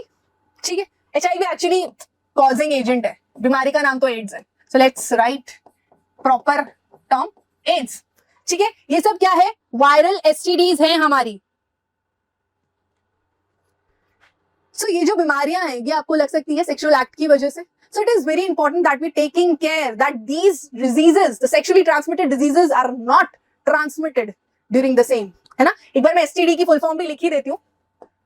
Few students would say कि मैम लिख ही देते ना. STD, it stands for sexually transmitted diseases. ठीक है. So प्रॉब्लम्स बहुत सारी आ गई, है ना, कि पीयर प्रेशर में समटाइम्स फैमिलीज कंसीव, है ना, बेबीज करने का सोचते हैं. उनकी बॉडीज रेडी नहीं होती है, फिर भी बेबीज करने का सोचते हैं. Sometimes they do not know कि किस तरीके से वो इस चीज को स्टॉप कर सकते हैं. They can actually stop themselves from conceiving और फ्रॉम हैविंग अ बेबी. इस चीज को वो कर सकते हैं. तो उन्हें जनरली नहीं पता होता है कि we have methods, an number of methods these days, जहां पर फीमेल्स अगर रेडी नहीं है, उनकी बॉडीज रेडी नहीं है, so they can opt for not having a baby. ठीक है, वो चीजें. ऑल्सो ये जो एसटीडीज की हम बात कर रहे हैं, एसटीडीज से भी बचा जा सकता है. इसके लिए भी हमारे पास मेथड्स हैं. सो वो क्या मेथड्स हैं, ठीक है. सो वो आप देख लो एक बारी. Methods to stop pregnancy, pregnancy को स्टॉप करने के तरीकों को हम कॉन्ट्रासेप्टिव्स कहते हैं, कॉन्ट्रासेप्टिव्स, ठीक है। So in the next slide we will be seeing contraceptives, different contraceptives जिनसे प्रेगनेंसी को रोका जा सकता है। सबसे पहला है कॉन्डम्स, ठीक है। These are what, these are condoms. Condoms के दो फायदे हैं यार। पहला, ये क्योंकि एक बैरियर बना देता है ना, बैरियर बन जाता है, इससे जनरली या तो पीनस को कवर किया जाता है या वजाइना को कवर किया जाता है। तो जब ये एक बैरियर बना देता है तो इससे हम एसटीडीज को रोक सकते हैं। ये एक बैरियर मेथड है, ये भी लिखी लो कहीं पर, बैरियर मेथड है, ठीक है। इससे क्या होता है, एसटीडीज को रोक सकते हो। इट्स अ कॉन्ट्रासेप्टिव, मतलब प्रेग्नेंट होने से बच सकते हो। और एंड व्हाट, ठीक है, इतना ही है कॉन्डम्स के लिए, ठीक है। And also they are easily available. Next are hormonal pills, ठीक है। next are hormonal pills.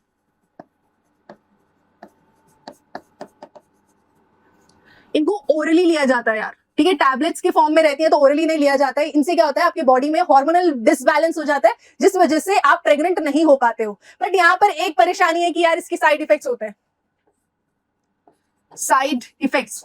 अच्छा, कॉन्डम्स के केसेस में ये भी है, कॉन्डम्स में नो साइड इफेक्ट्स, ठीक है। यहां पर नो साइड इफेक्ट्स, कोई साइड इफेक्ट नहीं है। बट हार्मोनल पिल्स के केस में यू हैव साइड इफेक्ट्स, इन्हें ओरली लिया जाता है। Next category we have is IUDs. IUDs, let me mention IUDs. इनका फुल फॉर्म होता है इंट्रा यूट्रीन डिवाइसेस, क्योंकि इन्हें यूट्रीन टिश्यू के अंदर इंसर्ट किया जाता है, इसलिए इनका नाम है इंट्रा यूट्रीन डिवाइसेस। मैं लिख देती हूं, इंट्रा यूट्रीन डिवाइसेस, ठीक है। इस वाले का नाम है कॉपर टी, स्पेसिफिक वाले का जो नाम है इसका कॉपर टी है। कॉपर से क्या होता है ना, कॉपर की वजह से sperms can get killed, sperms can get killed.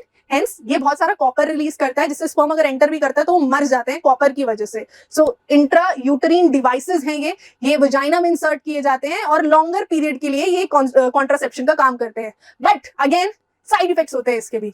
जो भी चीजें, जो भी केमिकल्स आप अपनी बॉडी के अंदर ले रहे हो ना, चाहे वो हार्मोन्स हो, चाहे वो ऐसा कॉपर हो, इनसे साइड इफेक्ट्स होंगे ही होंगे, ठीक है। Next is surgical method. Next is surgical method. In surgical method दोनों मेल फीमेल दोनों में हो सकता है। इसमें होता क्या है, जो भी हमारे डक्ट्स थे, याद करो, स्पर्म डक्ट थी मेल रिप्रोडक्टिव सिस्टम में जिसका नाम था वास डिफरेंस, और फीमेल्स के केस में ओवी डक्ट थी या फैलोपियन ट्यूब थी। इन दोनों डक्ट्स को ही काट देते हैं। ये जो फैक्ट्रीज है ना, चाहे स्पर्म फैक्ट्री है चाहे एग फैक्ट्री है, दोनों से गैमीट निकल कर आ ही ना पाए, ठीक है, तो वो रास्ता ही काट देते हैं। सो यहाँ पे देखो क्या होता है, यहाँ कट लगेगा, यहाँ कट लगेगा, ऐसे इधर भी यहाँ कट लगेगा, यहाँ कट लगेगा।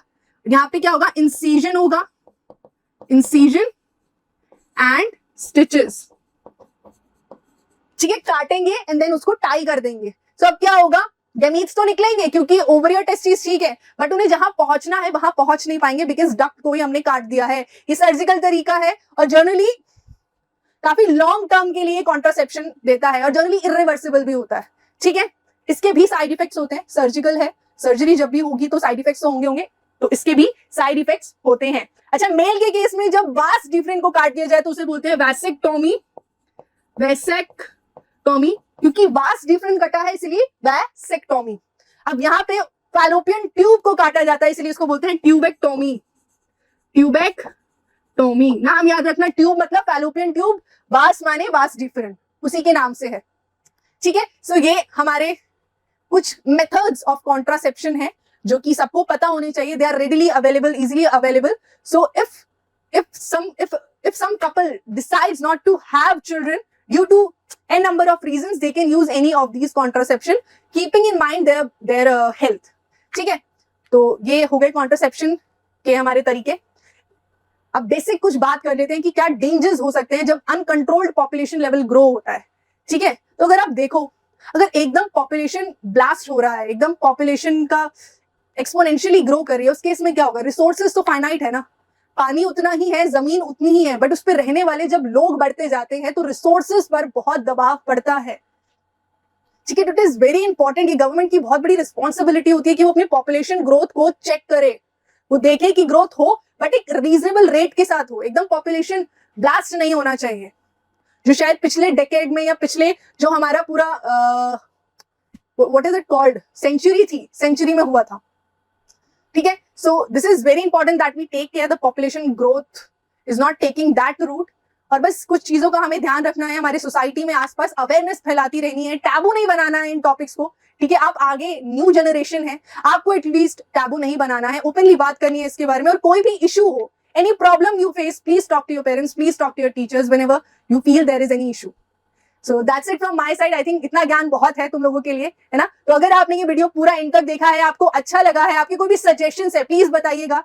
और प्लीज बताइए आप ये वीडियो इंडिया किस कोने से देख रहे हैं। मुझे बहुत अच्छा लगता है जान के आप किस स्टेट से या किस एरिया से वीडियो देख रहे हैं, प्लीज बताइएगा। So that's it from my side. Have a wonderful day ahead. Bye bye class and take care. Jai Hind.